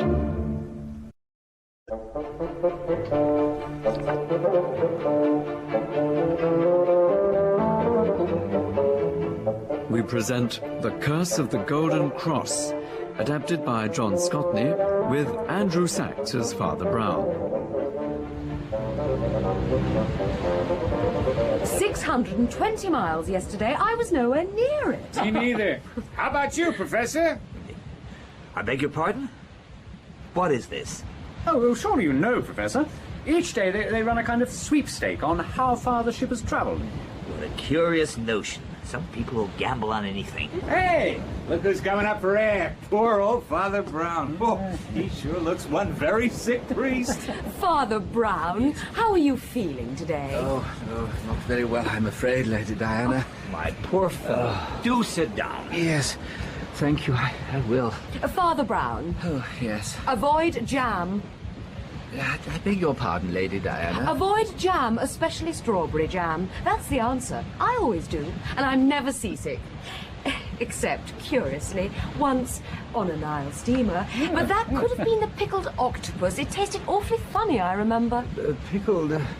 oh, dear. Yes, I expect it was. Rum and grapefruit juice. That's the cure. Or champagne with a measure of brandy. That sounds like your style, Leonard. Hey, you got any ideas, Prof? I confess I'm not a good traveler, but I generally manage to remain moderately healthy by avoiding alcohol and rich foods. Perhaps you might try some lemon tea, Father Brown. Lemon tea? Oh, yes, perhaps I will. Steward? Yes, sir? Bring us 2 glasses of lemon tea, will you? Yes, sir. I say, Professor, you're something of an expert on Byzantine thingies, aren't you? I have written 8 or 9 books on various aspects of the Byzantine Empire. Yes. But I've been looking through the New York papers we picked up just before we left. There's something about the body of a Byzantine bishop being found somewhere on the south coast, near Dover. Oh, right. Now, if I can ask you as a specialist in the field, isn't that pretty improbable in the 15th century? I mean, Dover's an awfully long way from Constantinople. Dover's also a long way from Jerusalem. Plenty of crusaders made that journey 3 centuries earlier. Oh, indeed, yeah. Oh. But, Mr. Smythe, you say I'm a specialist in this field? Well, that's what everyone says. I must tell you, Mr. Smythe, that the hardest thing on earth is to specialize. How can a man know anything about Byzantium till he knows everything about Rome before it, and indeed about Islam? Why, take algebra. But I won't take algebra, Professor Smale. I never did, and I never do. But I love anything really ancient. I was with Gatton in Egypt, you know, when he opened those first dynasty tomb things, and I got some jolly good bits for my collection. Gatton, you say? He's an interesting man. That brother of his who went into Parliament, he was tipped for a cabinet office, you know. We're not talking politics now, Prof. I'll lay you 6 to 4 you're going to visit that little village where they found this bishop in Kent. Isn't that it? You know, Mr. Tarrant, Kent's pretty large as these little English sections go. You could wander in it for a goodish time, and it's a good place to wander in. You don't say. I don't know about you, Diana. I feel like a drink. Not before you've had a game of shovelboard with me. Your word is my command. Excuse me, gentlemen. Reckon I'll join you. I'll lay you 10 to 1. Join us if you like, but we're playing purely for fun. Goodbye, Father Brown. Goodbye. Professor Smale. Lady Diana. Yes. Oh, dear. Lady Diana seems to have travelled very widely. Lady Diana is the wife of a rich fool who doesn't know she's gallivanting about with that drunken good-for-nothing Smythe, who in turn is no doubt being fleeced by my fellow countryman, the card sharp, Tarrant. But what about her collection of antiquities and her travels? I believe she's been as far as Luxor in Egypt. Thanks to Thomas Cook, Luxor is nowadays as easy to get to as Paris. They even had an English dance band and theatre company when I was last there. Oh, really? Your lemon tea, gentlemen. Oh, Thank you, Stuart. Thank you so much. Yes. You know, Father Brown, you were pretty quiet during that conversation about the bishop. I was? Tell me, what do you think was the point of that little talk? Well, it seemed to me that the company made 3 attempts to get you to talk about the corpse of a bishop found in Kent. And you, on your side, offered to talk about algebra, then politics, and then the Kent landscape. In short, you thought I was ready to talk about any subject but that one. You were quite right. Ah, yes. Oh, this lemon tea is excellent, Stuart. Thank you, sir. Now, see here, Father Brown. I've only known you a few days, but I consider you were about the wisest and straightest man I ever met. Oh. So I'm going to tell you why I was careful. Yes. No, plain scared of mentioning anything about the find. The con man Tarrant, by the way, he was right to guess that that's why I'm going to Europe, to look at it. Ah. A couple of years ago, I was in Egypt. I got a call from Gatton. One of his colleagues had been doing some work on the 20th dynasty pharaohs. Their tombs are hollowed out deep in a reasonably remote valley. That's the Valley of the Kings. Exactly. All of these tombs were robbed in Roman times, but he'd found some evidence that people had been living in one in the 1st century. Oh. Of course, being an Egyptologist, Gatton wasn't interested in anything later than 1000 BC, but he thought his finds might interest me. And they certainly did. I found the walls were covered in this symbol. Here, I'll draw it for you.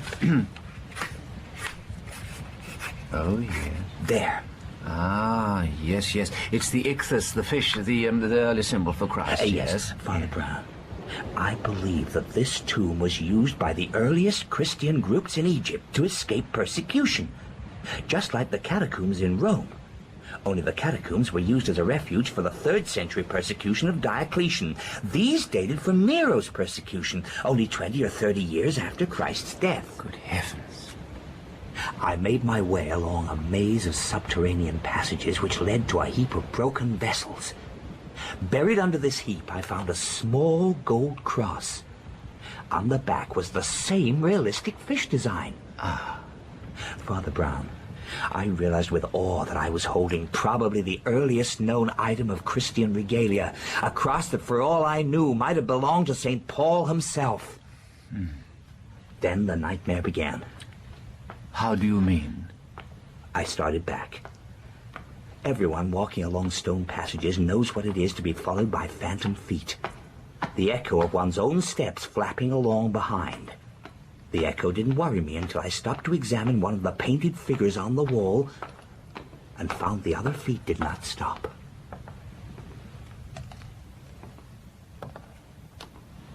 Hey, hello? Is anyone there? Hello? I said, is anyone there? Oh, good God, what do you want? What do you mean? You have something that belongs to me. What? A gold cross.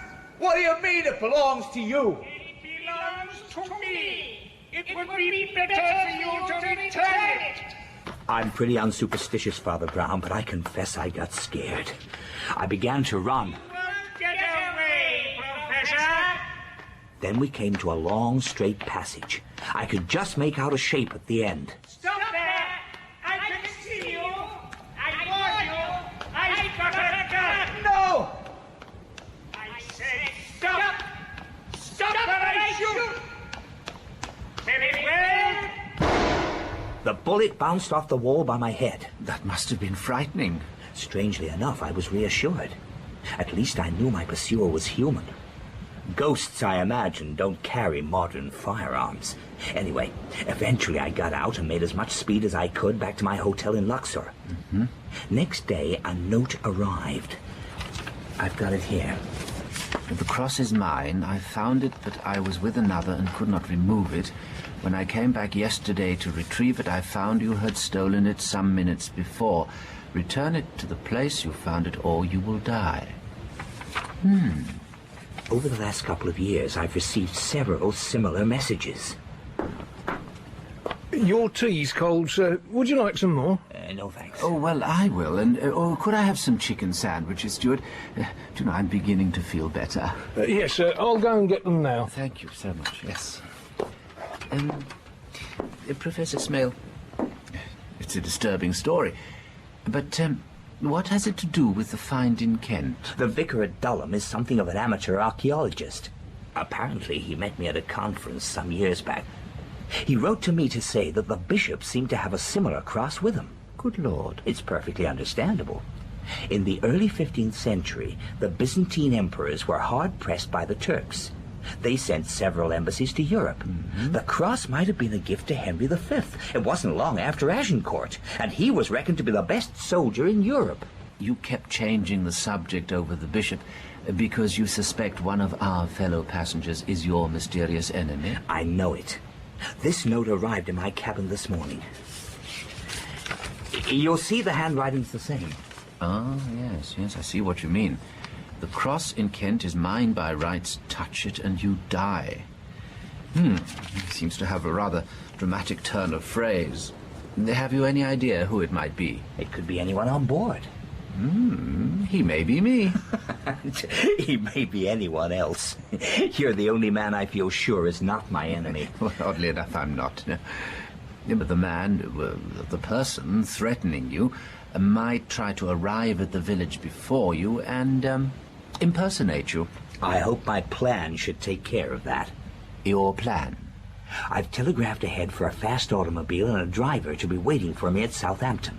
It's only 140 miles to Dulham. I intend getting there before anyone else, and I'll wait. If any one of the passengers from this boat turns up there, I'll know my man and I'll have my revolver in my pocket. Father Brown, I hate to impose on you, but I'd be mighty grateful if you'd come with me to Dulham. We'll be there first, and we'll have the element of surprise on our side. I can't see anything going wrong.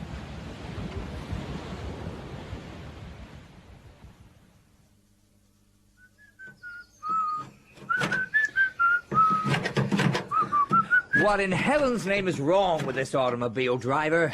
Can't say as I can say, sir. Oh, hang on.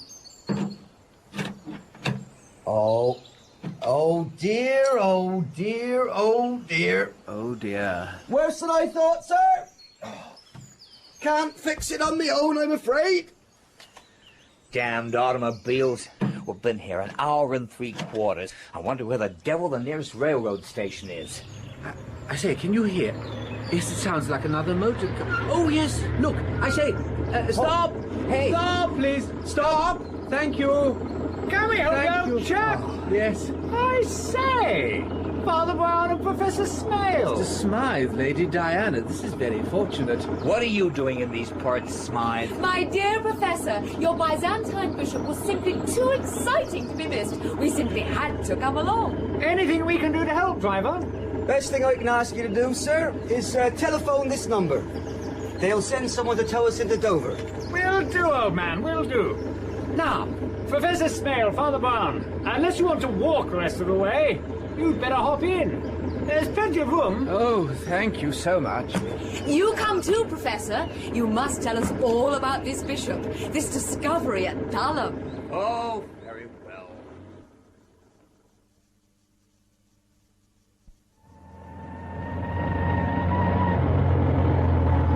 Here we are, safe and sound.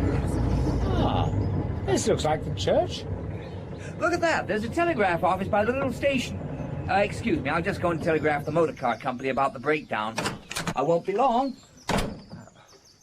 He seems very nervous, the professor. Yes, I think he is. Oh, look, over there, that roped-off hole by the church. That must be the excavation. Come on. Let's go and have a look at it. May I help you, Father Brown? Oh, yes, but what about Lady Diana? Oh, I can look after myself, Father Brown. There, see? Come on, Leonard. I'll race you. Hang on. There. You're all right now, Father Brown? Thank you so much. So kind. Right. You're on, Diana. Hey. Good God. Look who's coming out of the hole, the excavation place. Oh, no, Leonard, it can't be. It's that damn swine Talent. What the devil's he playing at? Shh, darling. Oh, Why, Mr. Tarrant. Lady Diana! And Mr. Smythe! And Father Brown! Yes. So, you've all come to look at the famous bishop, too. Yes, I can tell you. It's quite something. It seems the old boy was embalmed. He's lying there as large as life and twice as natural. Come and have a look. The vicar, shouldn't we see him first? Oh, Mr. Walters, he's down here now. He was just coming out when I got here. Ah. Suddenly scurried back down again. Forgot his glasses or something. He's a real eccentric. Come down and meet him. Right. Yeah. Absolutely. Mind the steps, Diana. They're pretty muddy. Gosh, a real tunnel. Isn't it spooky? You wait till you hear about the curse. What curse? Mr. Walters, the vicar, he'll tell you. You all right, Father Brown? Oh, yes, I think so. I can't see a thing. I'm so sorry. Dear, I'm sorry. I'm afraid I'm rather short-sighted. I beg your pardon. It can't be worse than me. It is dark. I've only brought one candle down. I didn't expect visitors. I'm Mr. Walters, the vicar here. How do you This do? is Father Brown, Mr. Walters. Oh, and may I introduce Lady Diana Wales? Charmed. Mr. Leonard Smythe. I'm afraid it's a little cramped. Well, as you can see, or I hope you can see, here's the old bishop. He's amazing.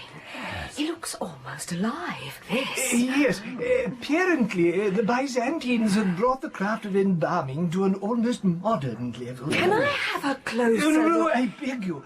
The coffin lid is only propped up by a stick. It's not safe. Oh, but I must. Stand back, darling. That lid looks pretty heavy. Look at those vestments. They must be cloth of gold. Right. I've never seen anything like it. But what's this about a curse, Mr. Walters?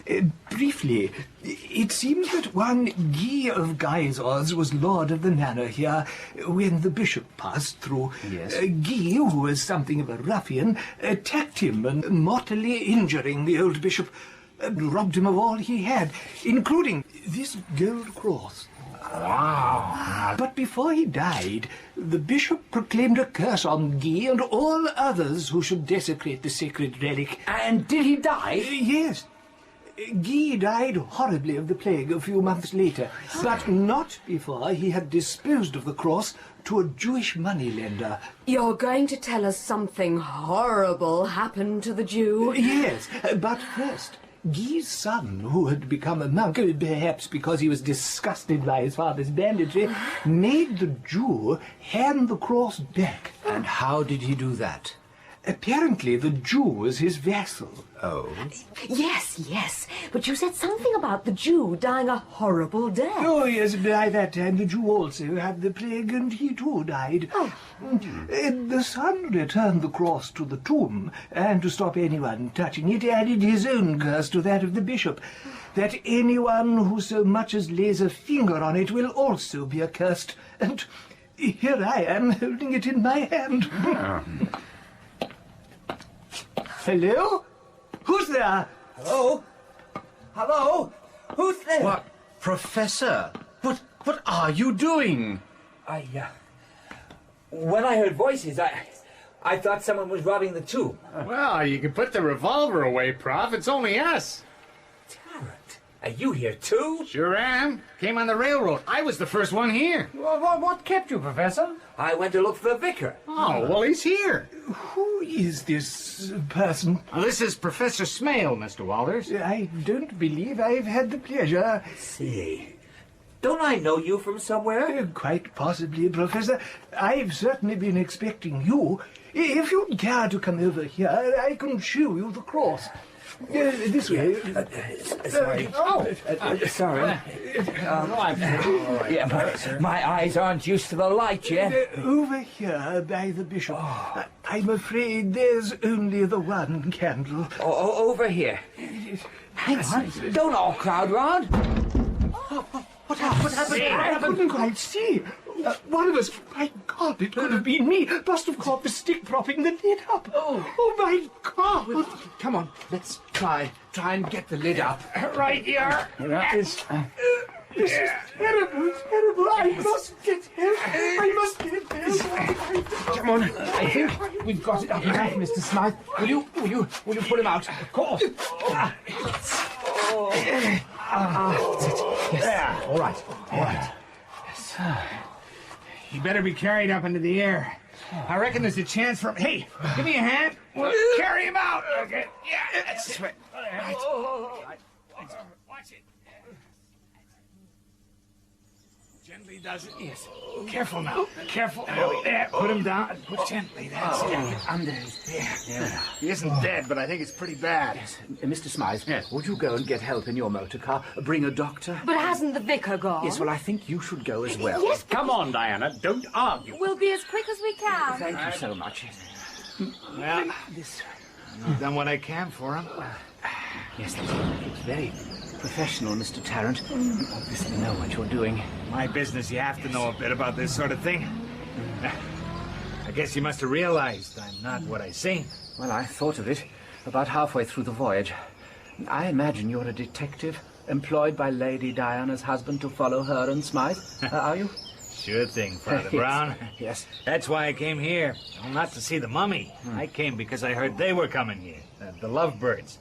By the way, why did you send them off? After the vicar's gone to get help. Oh, I sent them off to get a doctor, as I said. You see, you're not the only person who isn't what you seem. How is he, Doctor? The Professor? Yes. Well, I've given him a draft and he's resting now. Oh, good. Oh. He's very weak, but much better than he was this morning. It was your prompt action that saved him, Mr. Tarrant. Oh, indeed.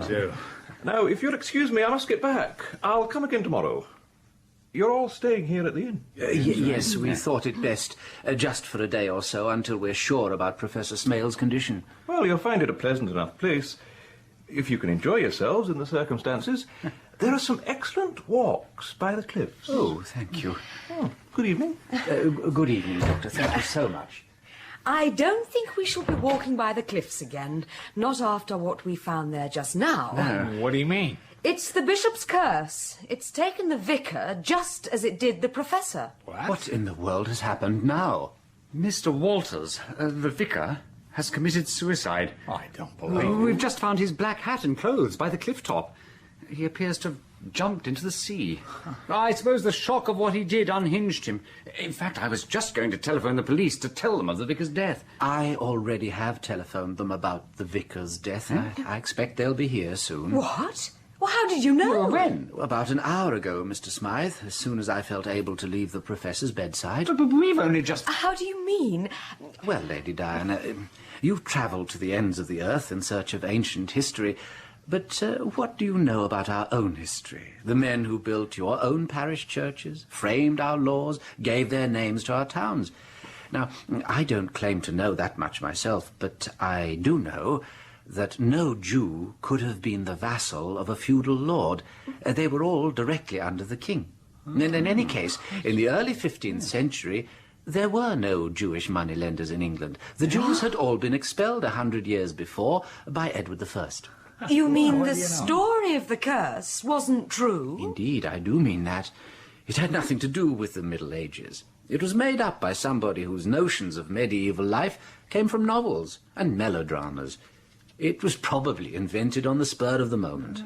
You mean the vicar made it up? I mean the vicar's murderer did. What's this about the vicar's murderer?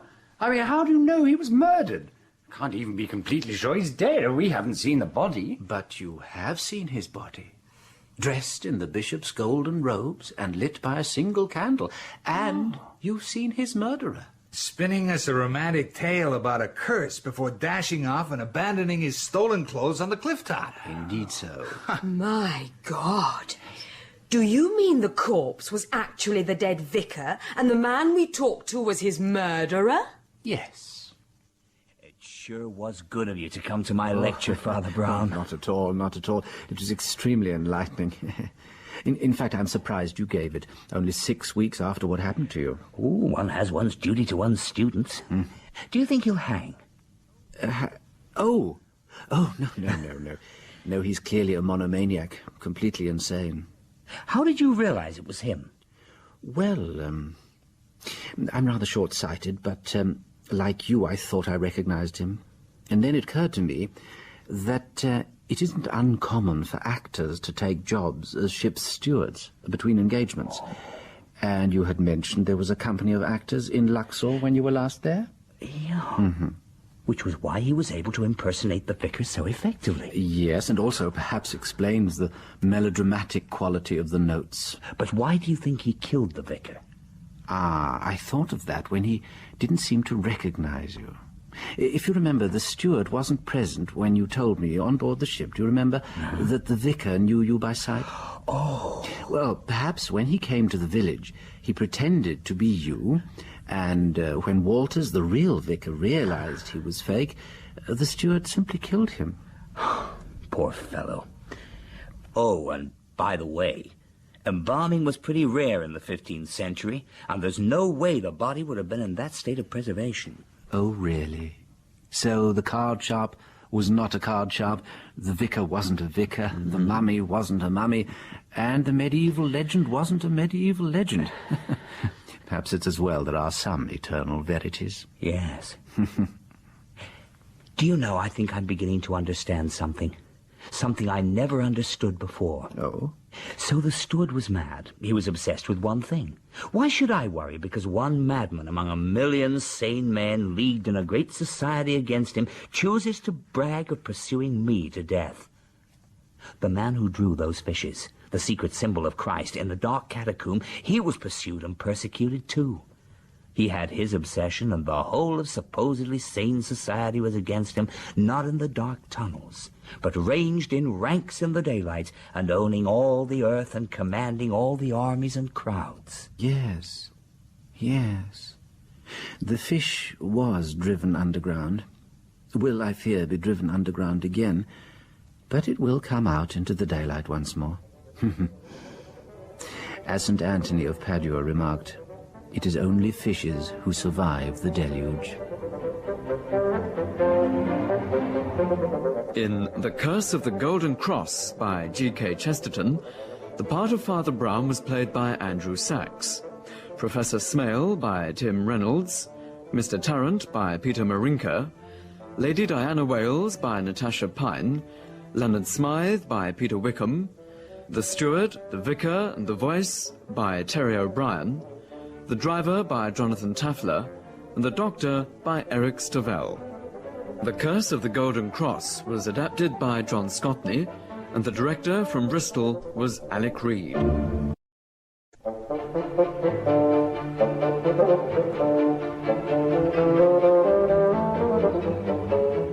We present The Mistake of the Machine, adapted by John Scotney, with Andrew Sachs as Father Brown.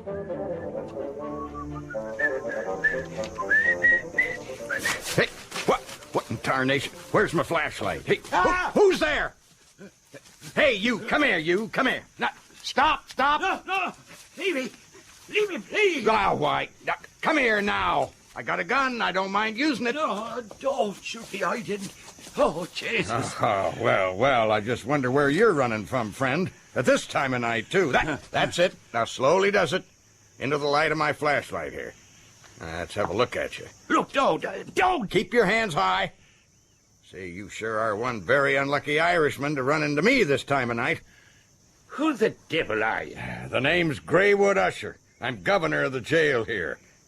And I guess I got a pretty fair idea who the devil you are, stranger. Come on now, this way. And I strongly advise you don't try anything funny. Help yourself to sugar, John. Oh, thank you, yes. Do you know, this is the first proper cup of tea I've had since I arrived in America.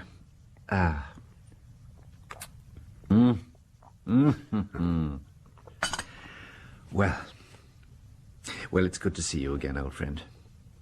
Tell me, how does the life of a prison chaplain suit you? Well, not so bad, John. Not so bad. Apart from the difficulty in getting hold of decent tea. Yes, and the governor's theories. The governor's theories? How do you mean?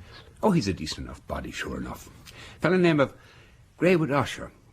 But he has all these ideas about the application of scientific method to the detection and prevention of crime. Oh. Yes, and the gadgets. Huh? Gadgets? Yes. See, he's got this place full of gadgets, all designed to demonstrate these theories of his. I can tell you, They make the good St. Thomas's ontological proof of God's existence seem simple. Yes, good old Aquinas. I wonder how many times at the seminary we sat up half the night arguing about him. Yes, and setting the world and Mother Church to rights. Oh, they were grand days. Grand days. That they were. How on earth did you know I was in Chicago, Jim? I read it in the Pink Press. The Pink? The terrible so-called society papers they have here. The famous Father John Brown is visiting our city. Oh, really? Yes, and I thought to myself, can that be the little stubby English fella I knew all those years ago when we were both studying for the priesthood? Dear, oh dear, all this fuss, it's terribly embarrassing. Not to worry. You've been eclipsed by another visitor from over the water. Come to grace our fair city, as they say here. Oh, see for yourself. Good heavens. The newspaper really is pink. Huh. Last Trick Todd, society's brightest widower, is once again on the freak dinner stunt. This time it's a slum evening. What on earth is all this about? It's an Edith's idea. They all go about in fancy dress. Last time, they had to dress up as babies or nurses. I saw them myself. His house, Pilgrim's Pond, he calls it. It's just down the road from here. Now, this time, it's a slum dinner. They all have to go as tramps, down and outs and so forth. Oh, good heavens. Yeah, but that wasn't the part I meant. Here, look. Listen to this. Tonight, the hospitable Todd entertains Lord Falconroy, a true-blooded British aristocrat fresh from England's Oak Grove. Oh, say, how can they use language? Go on, come on. Read the rest of it yourself. Let me see. Lord Falconroy is said to have been in the States in his youth. Fashion rumours a maybe reason for his return. Fashion rumours a maybe reason for his return in the person of Last Trick's only child, Miss Etta Todd, who comes into a fortune of $12 million. Yes, and they call themselves Republicans. Now, what do you make of it, John? I think the journalist who wrote it should be put on a charge of murder. What? For murdering the English language. Oh, come in, please. Father O'Connor? Governor. I didn't know you had company here. Yes, come in. We were just talking about you, so we were, weren't we? Sit down. Thank you. Governor, this is an old friend of mine from England, Father Brown. Father... Say, are you the Father Brown, the noted criminologist? Well, I don't know, am I? Well, didn't I read about you in the pink newspapers? Oh, dear, yes, I rather fear you may have done. Oh, Father Brown, let me shake you by the hand. It's... Yeah, Usher's the name, Greywood Usher. It's an honor to have you in my jail. Thank you. If you can spare the time, I'd sure like to discuss a few matters of mutual interest with you, but right now I got some pretty urgent business with Father O'Connor here. Now, Father, this is important. In your visits to the Sequa convict settlement, did you ever come across one Oscar Ryan? Now, you must know him. He's an Irish Catholic. Oscar Ryan? Yes. No. What? I don't think so. Oscar Ryan? Well, it does sound... Yeah. No, sorry, no. Now, that is a pity. I was hoping you might be able to identify him. After all, he is a Catholic. You sure you don't know him? Well, I'm sure I've come across the name somewhere, though. Why, you sure have. It's right there in that newspaper you got in your hand. There, you see. Convict escapes from Sequa. That's a convict settlement, Father Brown, about 30 miles from here. Now, I see. Apparently, this fella, Oscar Ryan, overpowered the warder on the north wall and took his gun and jumped down. They only had one guy on patrol on account it's so steep and dangerous there. Didn't they find a note or something? But they sure did. Here, it's in the paper. The warder was found bound and gagged. Beside him was a note reading, "I've taken the gun, but will use it only for self-defense. I mean no harm to any man but one. I'm keeping the bullet for Pilgrim's Pond." Pilgrim's Pond, Jim? Isn't that where the... Yes, it is. Anyway, boys, have I got news for you? Jack Hill, he's the governor of Sequa, see? He's sure gonna eat dirt when he hears what I gotta tell him. He sure is. And what's that, Mr. Usher? Why, don't you see? I got him. I got Oscar Ryan in cell 25. I got the guy that bust out of his jail. Locked up safe in mine. I was out walking. Like to walk in the evening, gives me time to think. That's when I get my best ideas. Anyway, I saw this figure. Reckon I know an escaped convict when I see one after all these years. How, Governor? Well, the obviously stolen, rough, ill-fitting clothes, the furtive, frightened manner when I turned my flashlight on him. It becomes second nature. You should know that. Didn't recognize him when I first saw him, though. Then I realized it had to be Ryan. Why? Well, first there was the Irish accent. Ryan is Irish. But there are plenty of Irish in these parts, Governor. I'm glad it wasn't me you saw. Ah, but he was also in the environs of Pilgrim's Pond. It wasn't a quarter of a mile behind him. And that's the place Ryan said he was making for in his note. And what about the gun? The gun? But yes. Didn't he also say in the note that he was keeping a bullet for Pilgrim's Pond? I'm sure a bullet isn't half so useful without a gun. Well, we found no gun on him. Luckily for me, I reckon. He must have got rid of it for some reason. Or perhaps it had fulfilled its purpose? Well, I don't know. Well, say, I better go and tell old man Todd the heat's off. You gentlemen feel like strolling over to Pilgrim's Pond with me? I'm afraid I've things to do, Governor. Father Brown, I greatly appreciate your company and conversation. Well, yes, I'd like a breath of air. I find prison slightly enclosed. As I said, Father Brown, Ayrton Todd is quite a character. He's one of those millionaires who rose on stepping stones. Oh, yes, of our dead selves to higher things, perhaps. Yes, that's it. You know, you English don't do justice to the climbing and aspiring power of our more remarkable citizens. Oh? Yeah, now you see a good-looking gray-haired man in evening dress, and you don't realize that 10 years ago he might have been in a tenement or in jail. Todd's like that. He made his pile pretty fast with the automobile craze.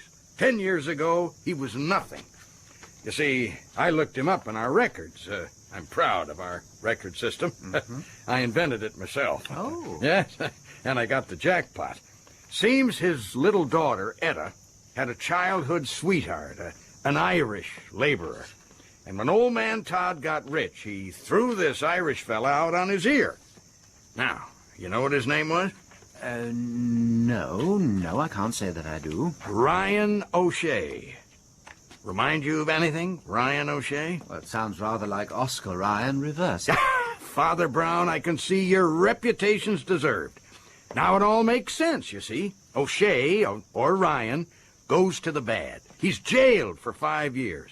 In jail, he reads all about this English lord and his little Etta, his childhood sweetheart. See. Anyway, here we are. This is Pilgrim's Pond. I'll ring the bell. Now, he gets all riled up and decides to bust out of jail so's to gun for Ayrton Todd, who he believes has ruined his life. I see. Good evening, sir. That it is, yes.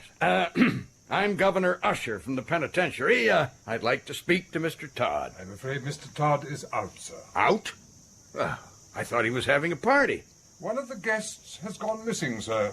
Lord Falconroy. Mr. Todd and the other guests are out trying to find him. Well, I'll be. Lord Falconroy. Is Miss Etta about? I believe I saw Miss Etta and a companion getting into her motor car. Ah, it seems you have just missed her. Oh, I expect she's helping in the search. No doubt, sir. Well, when Mr. Todd gets back, you just tell him not to worry, because I've caught Oscar Ryan. That's me personally, Governor Usher. I will convey that message to him, Mr. Usher. What a fool I've been, Father Brown. Oh, surely not, Mr. Usher. I stupidly thought it was Todd that Ryan was gunning for, and I was wrong. Ah. No, Ryan was after his rival, my Lord Falconroy, and he got him. The English Lord Falconroy, who he learned was sweet on his little Etta Todd. That's why he threw the gun away. He'd slain his rival. Oh? It was a crime of jealousy, a crime passional. After he'd shot Falconroy, he'd no further use for the gun and threw the body in the pond, Pilgrim's Pond itself. It's a pretty deep pond, that is. It is? Yes, it is. Never mind. I got a trick or two up my sleeve still, Reverend. Let's get back. There's one or two things I'd like to show you at the pen. Might well interest a famous criminologist like yourself. Did you ever see a psychometric detector put into practice? A what? It's a pulsometer strapped to a man's wrist. It measures the heartbeats. Good heavens, why? Well, the variations in pulse rate tell me if he's lying. What? How? I reckon you English don't cotton to the march of science in these matters. I intend using the machine on Oscar Ryan. And in my opinion, the machine can't lie. No machine can lie, Mr. Usher, nor can it tell the truth. But how does your machine work? Well, I simply read a list of words to the subject and ask him in each case to reply with the first word that comes into his head. The machine records variations in his pulse. Now, the trick is to introduce some word connected with something quite different, yet in a list in which it occurs quite naturally. Oh, I see. I think I do. If he's agitated by the word, his pulse will jump? I'll prove to you it works. Now, here's Ryan's cell. I posted a warder outside. I thought your system made that unnecessary. Well, this is a special case. McGurk, how's the prisoner been behaving? Not too badly, sir. He seems a bit resentful. He keeps on demanding to make a telephone call. A telephone call? Well, open up, will you? Come on, Ryan.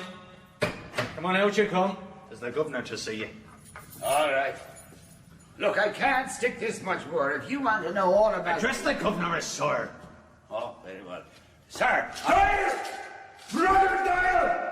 God, help us when you look at that! It's Brother Doyle! Quiet, you! Swine! I said quiet! Look at that filthy swine! I said quiet now, or you'll be in trouble. You were saying, Ryan? Nothing. What do you want to do with me? Just a few simple tests. This way.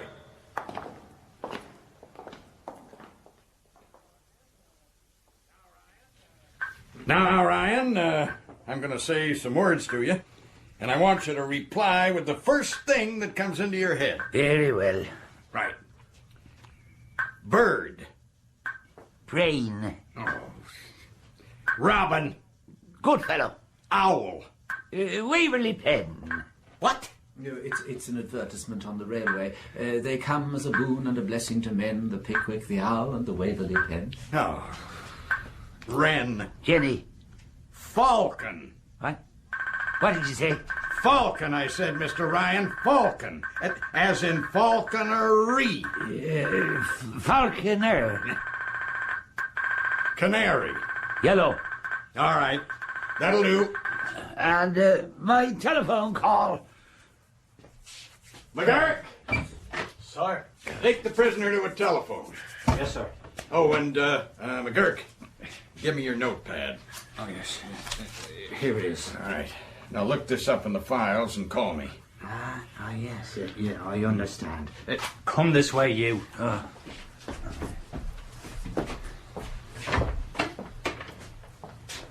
Well, Father Brown, you saw the way that needle jumped when I mentioned Falcon. And boy, did you see how it bounded when I began to make an R afterwards, like in Falconroy, the man he just killed. I reckon that's a sight more conclusive than a whole lot of gabble from unreliable human witnesses. Well, yes, that's just the trouble. Human beings are so unreliable. Your reliable machine has to be worked by an unreliable machine. What unreliable machine? I mean man, the most unreliable machine I know of. But do you mean that No, I don't want to be rude. And I don't think you will consider man to be an offensive or inaccurate description of yourself. You observed his manner, the man you call Ryan, but who is to say he did not observe yours? What do you mean? But if you could tell by his manner that the word that might send him to the electrical chair had come, why shouldn't he be able to tell from your manner that you were about to speak that word? I was cool as a cucumber. Oh, yes. Well, criminals can be as cool as cucumbers, too. Though not, I think, this one. Yes, I'm sure you're fundamentally right. He was frightened of something. Well, I'm mightily glad to hear you agree with me about something, Father Brown. Oh, that must be McGurk. Yes, McGurk? Ah, good, good. That's fine. Mighty fine. We'll be right over.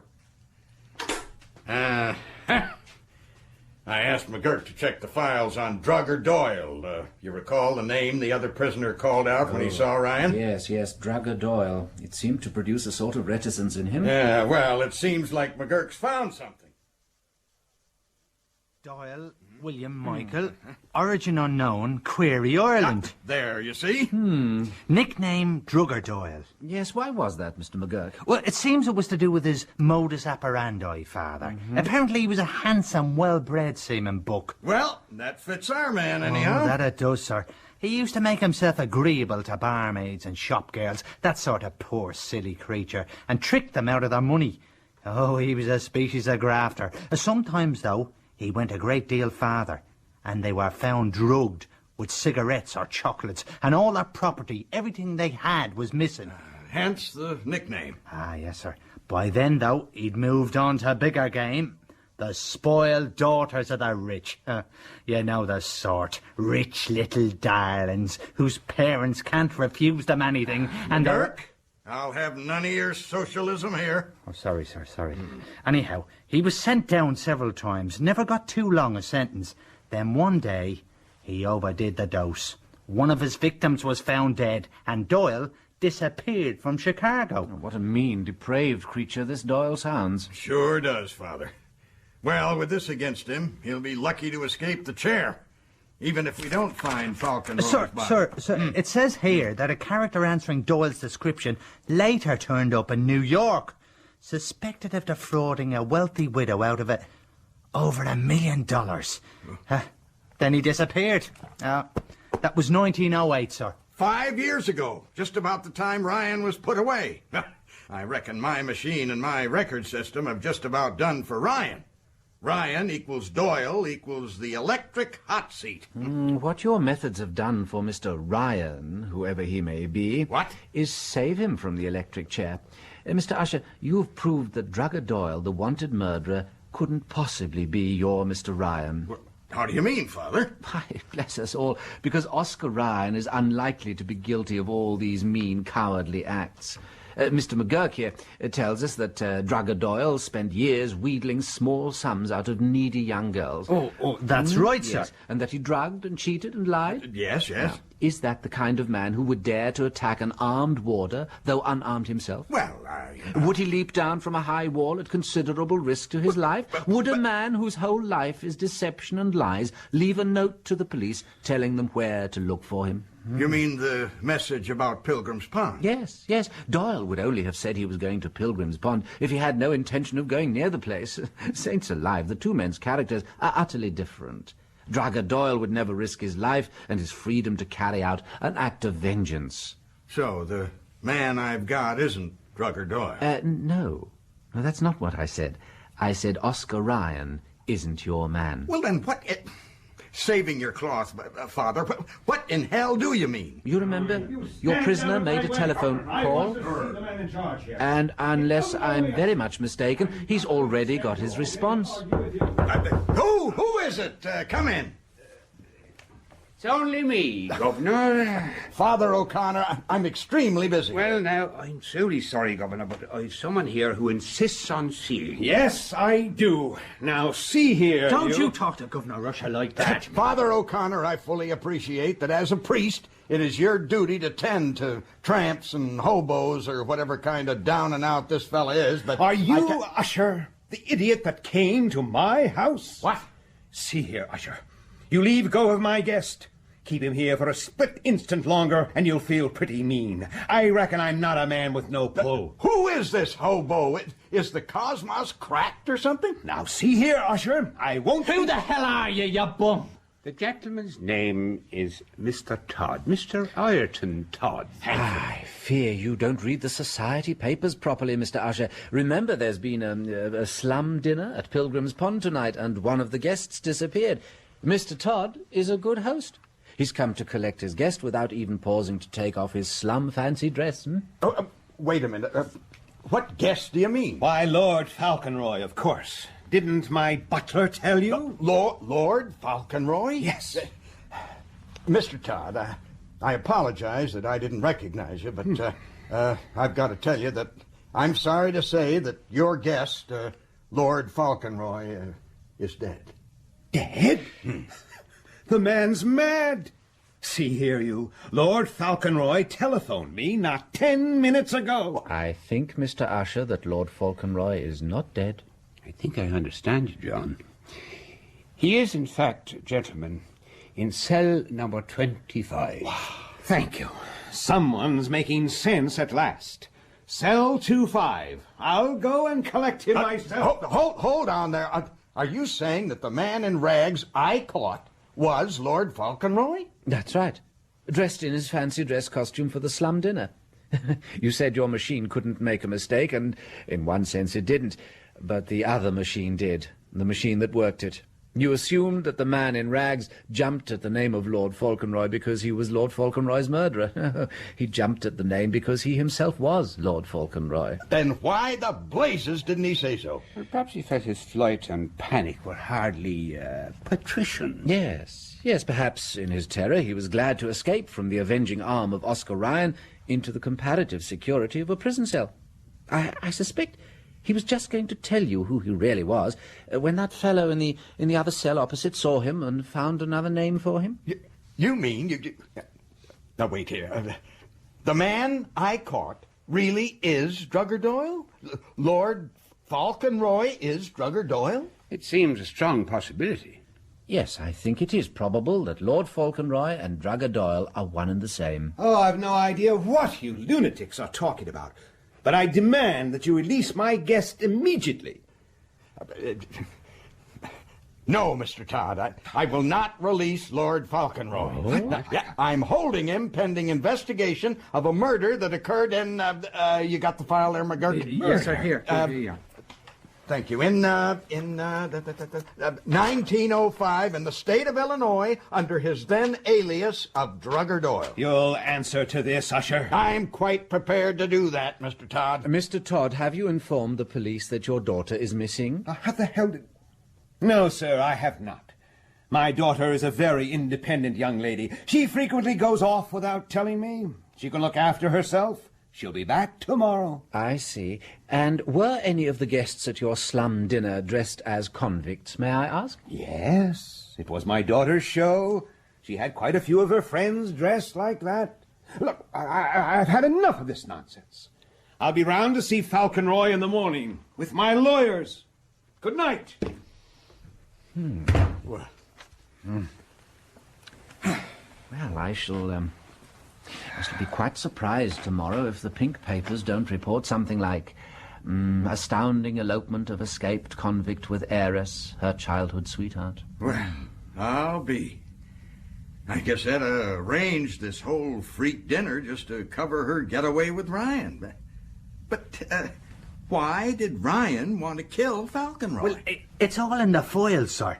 It seems before Todd got rich, Etta was one of the poor girls that Doyle deceived. And when Etta told Ryan who Falconroy was, he decided to combine avenging her with their elopement. Why didn't he kill him, John? Oh, I imagine Falconroy fled when Ryan threatened him, and the lovers weren't prepared to jeopardize their plans to elope by pursuing him. Huh? Love mattered more to them than hatred, it would seem. That is something. Imagine Lord High Falconroy being a fake. Oh, he's no fake. What? No, he's a perfectly genuine peer of the realm. Mr. Usher, you don't do justice to the, climbing power of our more remarkable citizens. You see a good-looking grey-haired man with a title, and you don't realize that 10 years ago he might have been, in jail.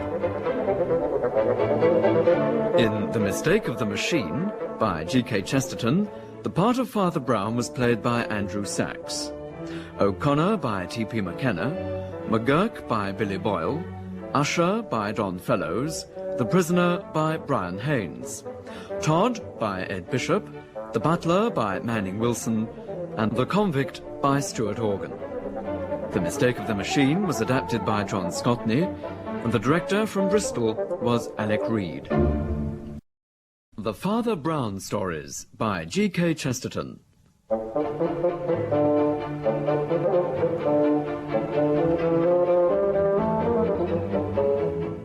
We present The Arrow of Heaven, adapted by John Scotney, with Andrew Sachs as Father Brown.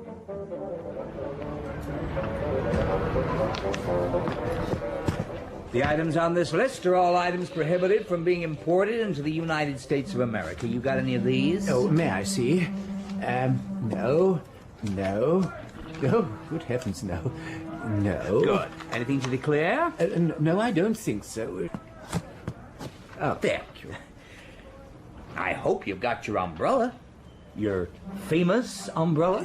My umbrella? I didn't think I had to declare it. Just a little wisecrack.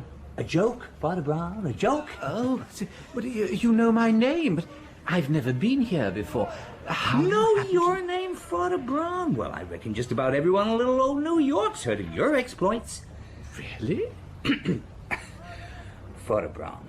Yes? On behalf of the fraternity of New York Customs Officers, I'd like to welcome you to the United States of America. Oh! Boys! I can tell you Father Brown's clean. And I'm sure he'll be happy to answer your questions. The Hoffman and the New York Bugle. Hey, Father Brown, how do you explain the recent crime wave in New York City, huh? Oh, is there one? Is there going to be a war, sir, between the German Kaiser and the British Empire? This year? Next year? What, in your opinion, sir, will the American woman be wearing in 1940? I would really... Come on now, boys, come on. Give Father Brown a break. Colonel Craig, thank heavens. I've seen my nephew. He's bringing up the automobile outside, Father Brown. Father Brown, are you staying at Brander Burton's castle? Castle? Yes, he is, boys. Colonel Craig, you got any information on the latest measures Mr. Merton's taking to catch Daniel Doom? Well, you tell me. I've been away in Europe the last couple of months. Can you tell us where he keeps the Coptic cup hidden? No comment, boys, no comment. Now, who do you think Daniel Doom is, Father Brown? Oh, Daniel? Now, gentlemen, please, we're only just off the boat. Father Brown is tired. He'll no doubt be issuing a press statement later. Come on now, thank you all. Thank you. This way, Father Brown. This way. Excuse us, boys. Over here, Uncle Hickory, over here. Hi there, son. So, you got him away from the newsmen all right. Those boys. I tell you, I'd rather face an Apache war party any day. This is my nephew, Father Brown. Father Brown, Captain Wayne. Oh, how do you do, Captain? It's an honor to meet you, sir. Oh, I hardly think that... Uncle Hickory says you're rooming with us for a couple of days at old Brander's castle. That's right. Yes, indeed. Yes, your uncle and I met on shipboard, and as I had some time to spare before my conference, he kindly invited me to stay with him at Mr. Merton's. But what is this about a castle? I didn't know there were any castles in America. Oh, this was shipped stone by stone from Scotland. You don't My say. old partner, Brander, he has to be mighty careful about his safety, and that old heap seemed pretty well the most secure building he could find. You wait till you see it.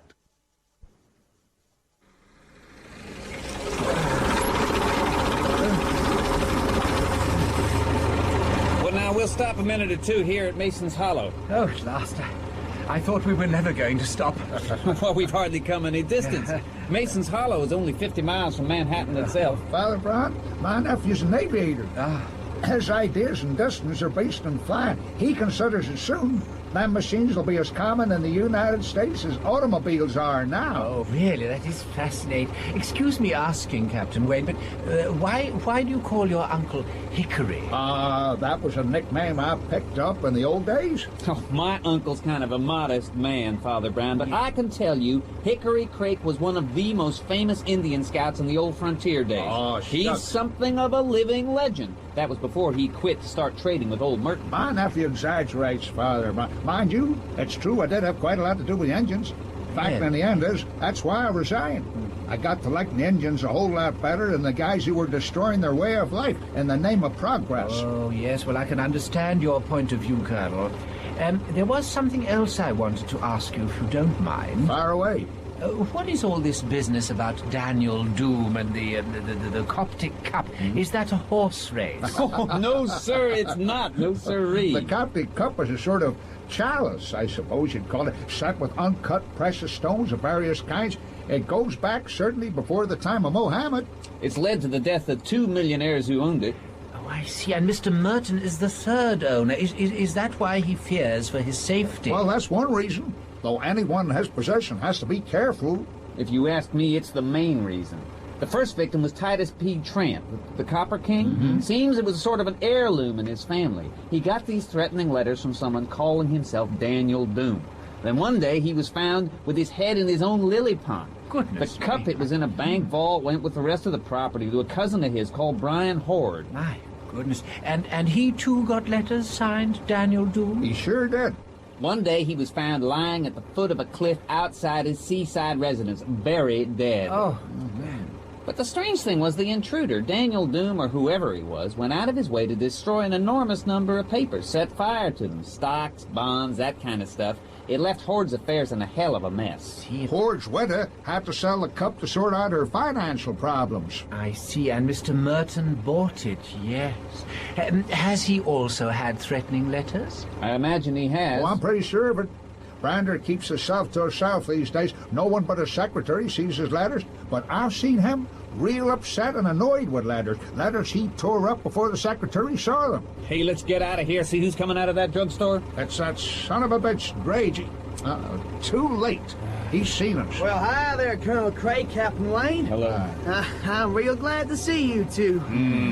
I don't believe I've had the pleasure, sir. Father Brown, Norman Drage. Hello. How do you do? Will you give me a ride up to the house, Captain Wayne? It's one of my days for a business consultation with good old Brander. All right, you better get in.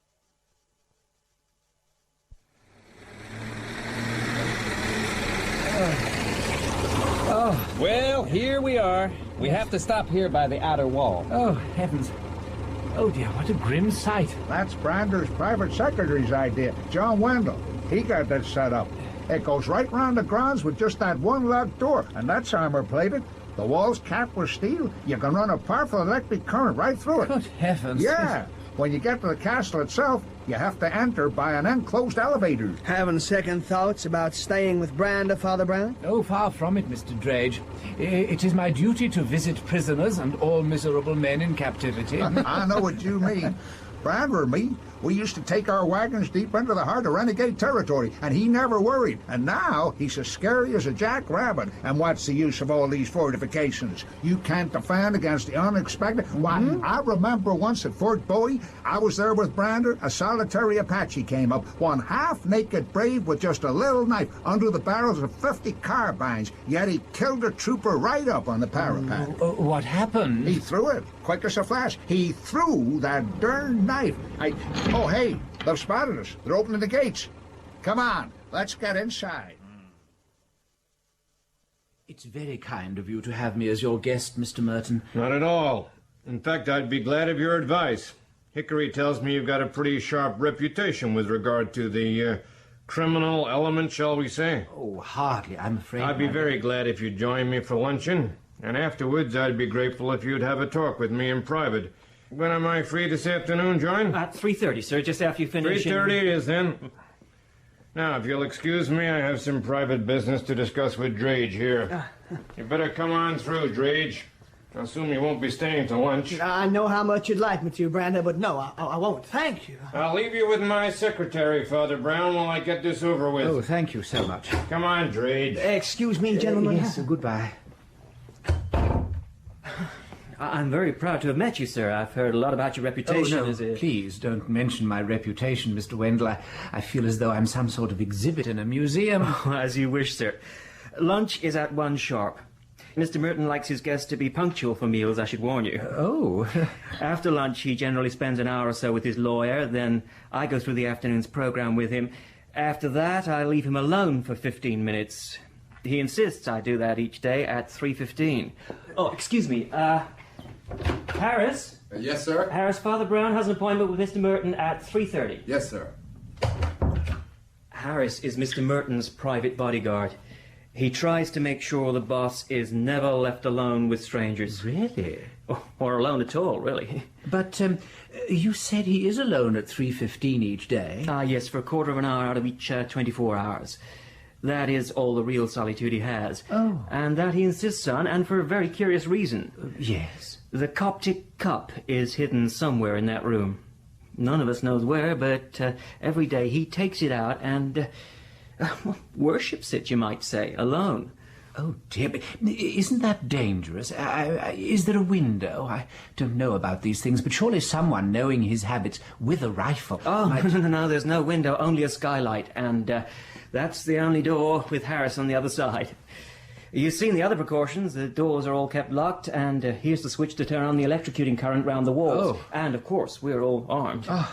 It's pretty unlikely Doom could get in, but if he did, he'd never get out. How did you enjoy your first taste of American cooking, Father Brown? It's quite delicious, Mr. Merton. If you'd like to have some coffee, I'm sure John Wendell will be pleased to join you. Of course. Oh, thank you. Well, that's it then. Well, I'll see you both later. Oh, indeed. Thank you, yes. Cream and sugar, Father Brown? Oh, how kind. Yes, please. Both. Yeah.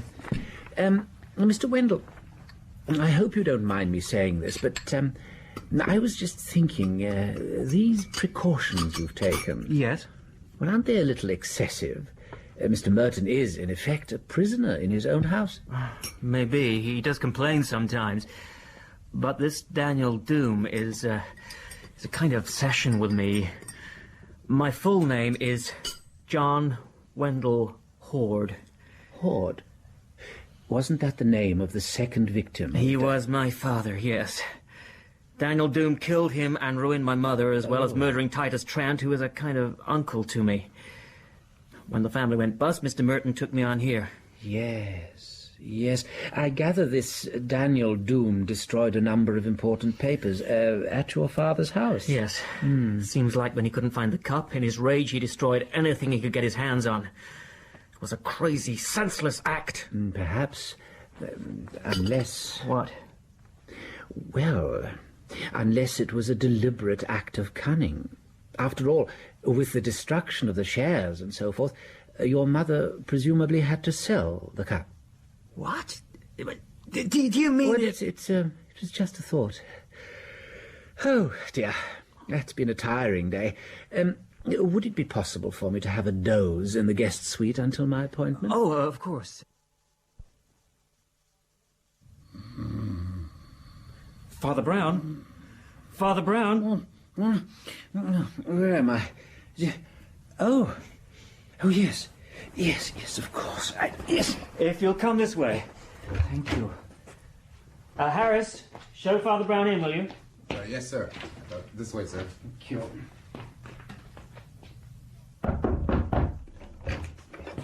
It's Father Brown for you, Mr. Mert. Jump in, Jehoshaphat! What's the matter?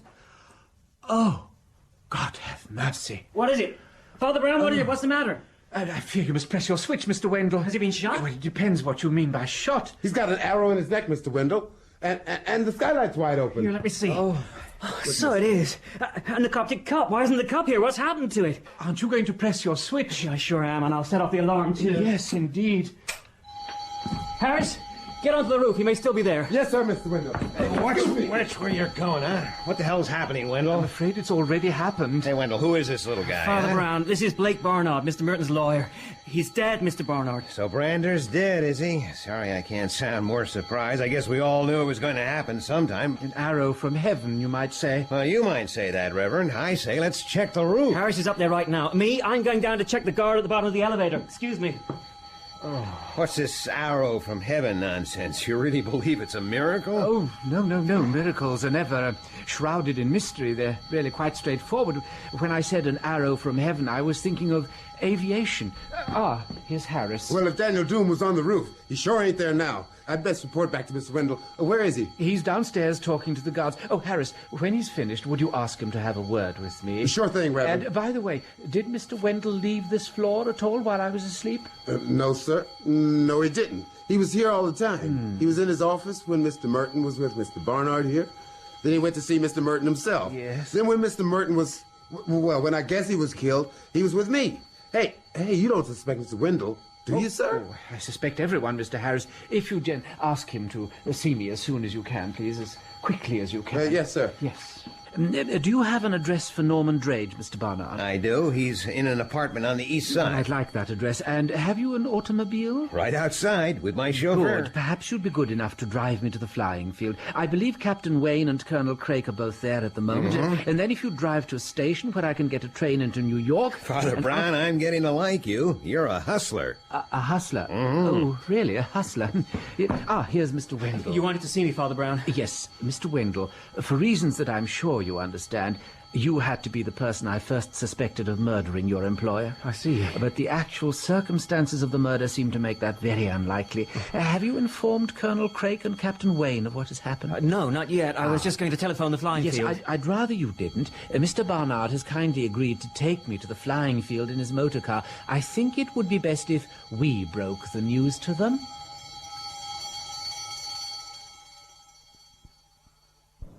Why, howdy there, Bernard. Hi, Colonel. And Father Brown. This is an unexpected pleasure. Well, I'm afraid Mr. Merton wasn't able to see me, and Mr. Barnard kindly drove me over. Is Captain Wayne about? That's him up there now. What? He even took me up earlier. They have machines that carry 2 people, then? Sure do. No, Mr. Barnard. Colonel Craig once saw an Indian kill a man by throwing a knife. Is that so? But I should imagine the bow and arrow was a more common weapon. Well, it used to be. The old Sioux and Comanche braves could shoot an arrow straight as a bullet. Yes. And do it from the back of a pinto pony.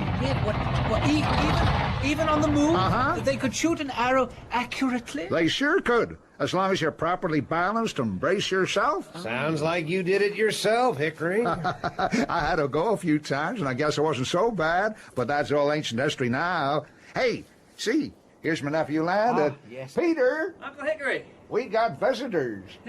Father Brown. If I'd known you were coming, I'd have given you more of a show. You seem to be doing pretty well as it was. Oh, shucks, that was nothing.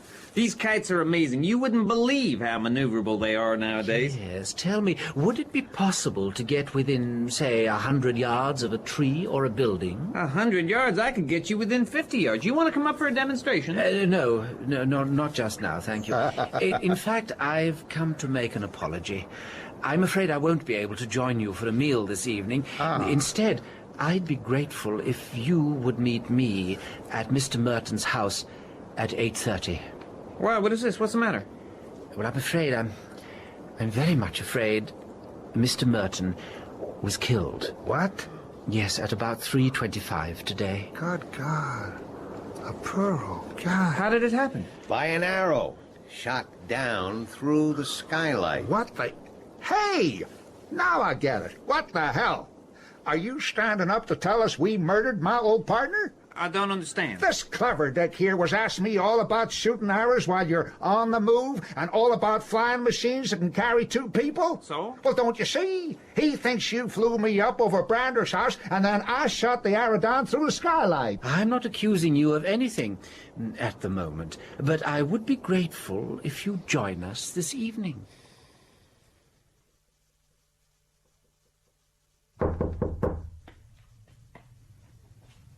Who's there?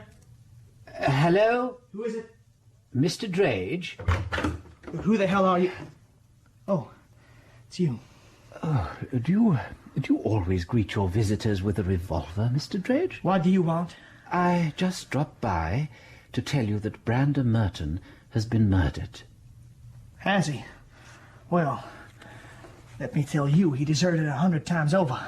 Oh, well, why didn't you murder him then? Why not, Mr. Drage? Hey, wait a minute. You want to know why I didn't murder him? You're a nice sort of clergyman. Hey, if that's your way of saying I did, well, prove it, that's all. As for him, I reckon he was no loss. Yes, he was. I would guess he was a loss to you.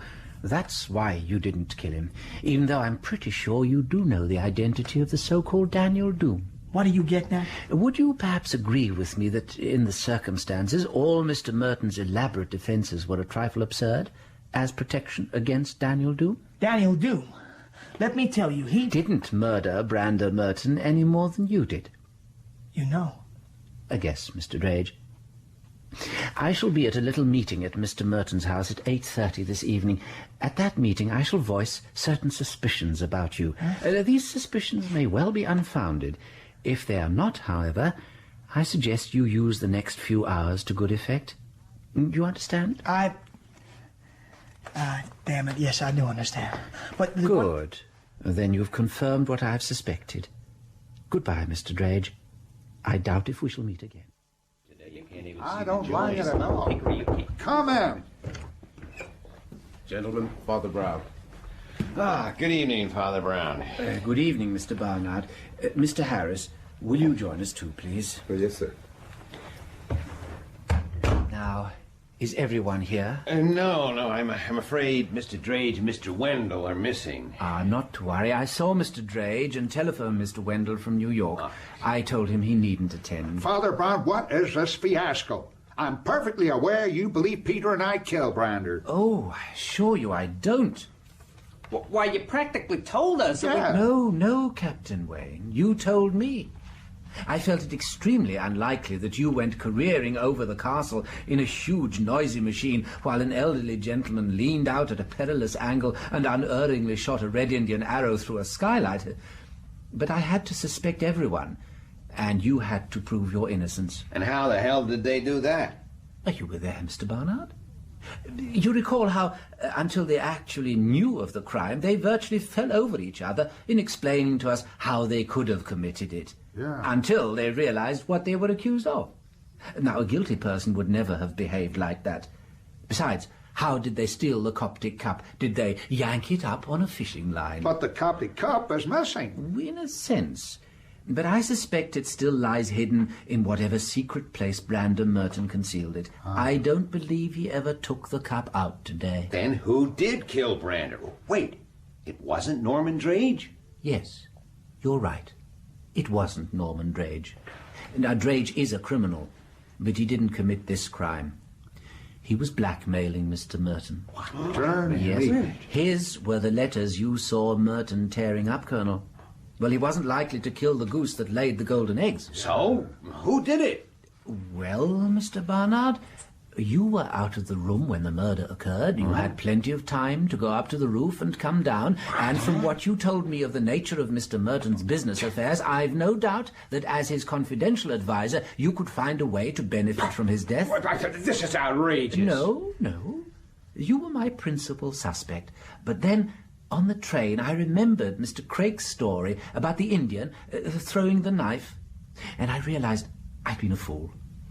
Surely, if a knife can be used as a missile, then a missile, such as an arrow, could also be used as a knife. Sure. Brander Merton was stabbed to death with an arrow pushed into his neck like a poignard. But I'm told he kept some arrows in his office as souvenirs of his days on the frontier. He did. He sure did. Why didn't I think? Because, Mr. Craig, if an Indian has a knife, you naturally expect him to stab with it. If a man has an arrow in his neck, you expect it to have come from a bow. Especially if the murderer has the presence of mind to open a skylight and place the body beneath it. But, gentlemen, before I go on, I must tell you the substance of John Wendell's telephone conversation with me. He has given me permission to tell you. He has gone off to be alone with his conscience. I'm sorry to tell you that John Wendell caught up with Daniel Doom and killed him. Well, I'll be. Good old Wendell. If he croaked Doom, he did a good day's work. But Mr. Wayne, did not Daniel Doom deserve a fair trial? You can't blame a man for donning a crook like that, Father Brown. Of course not. No, you can't.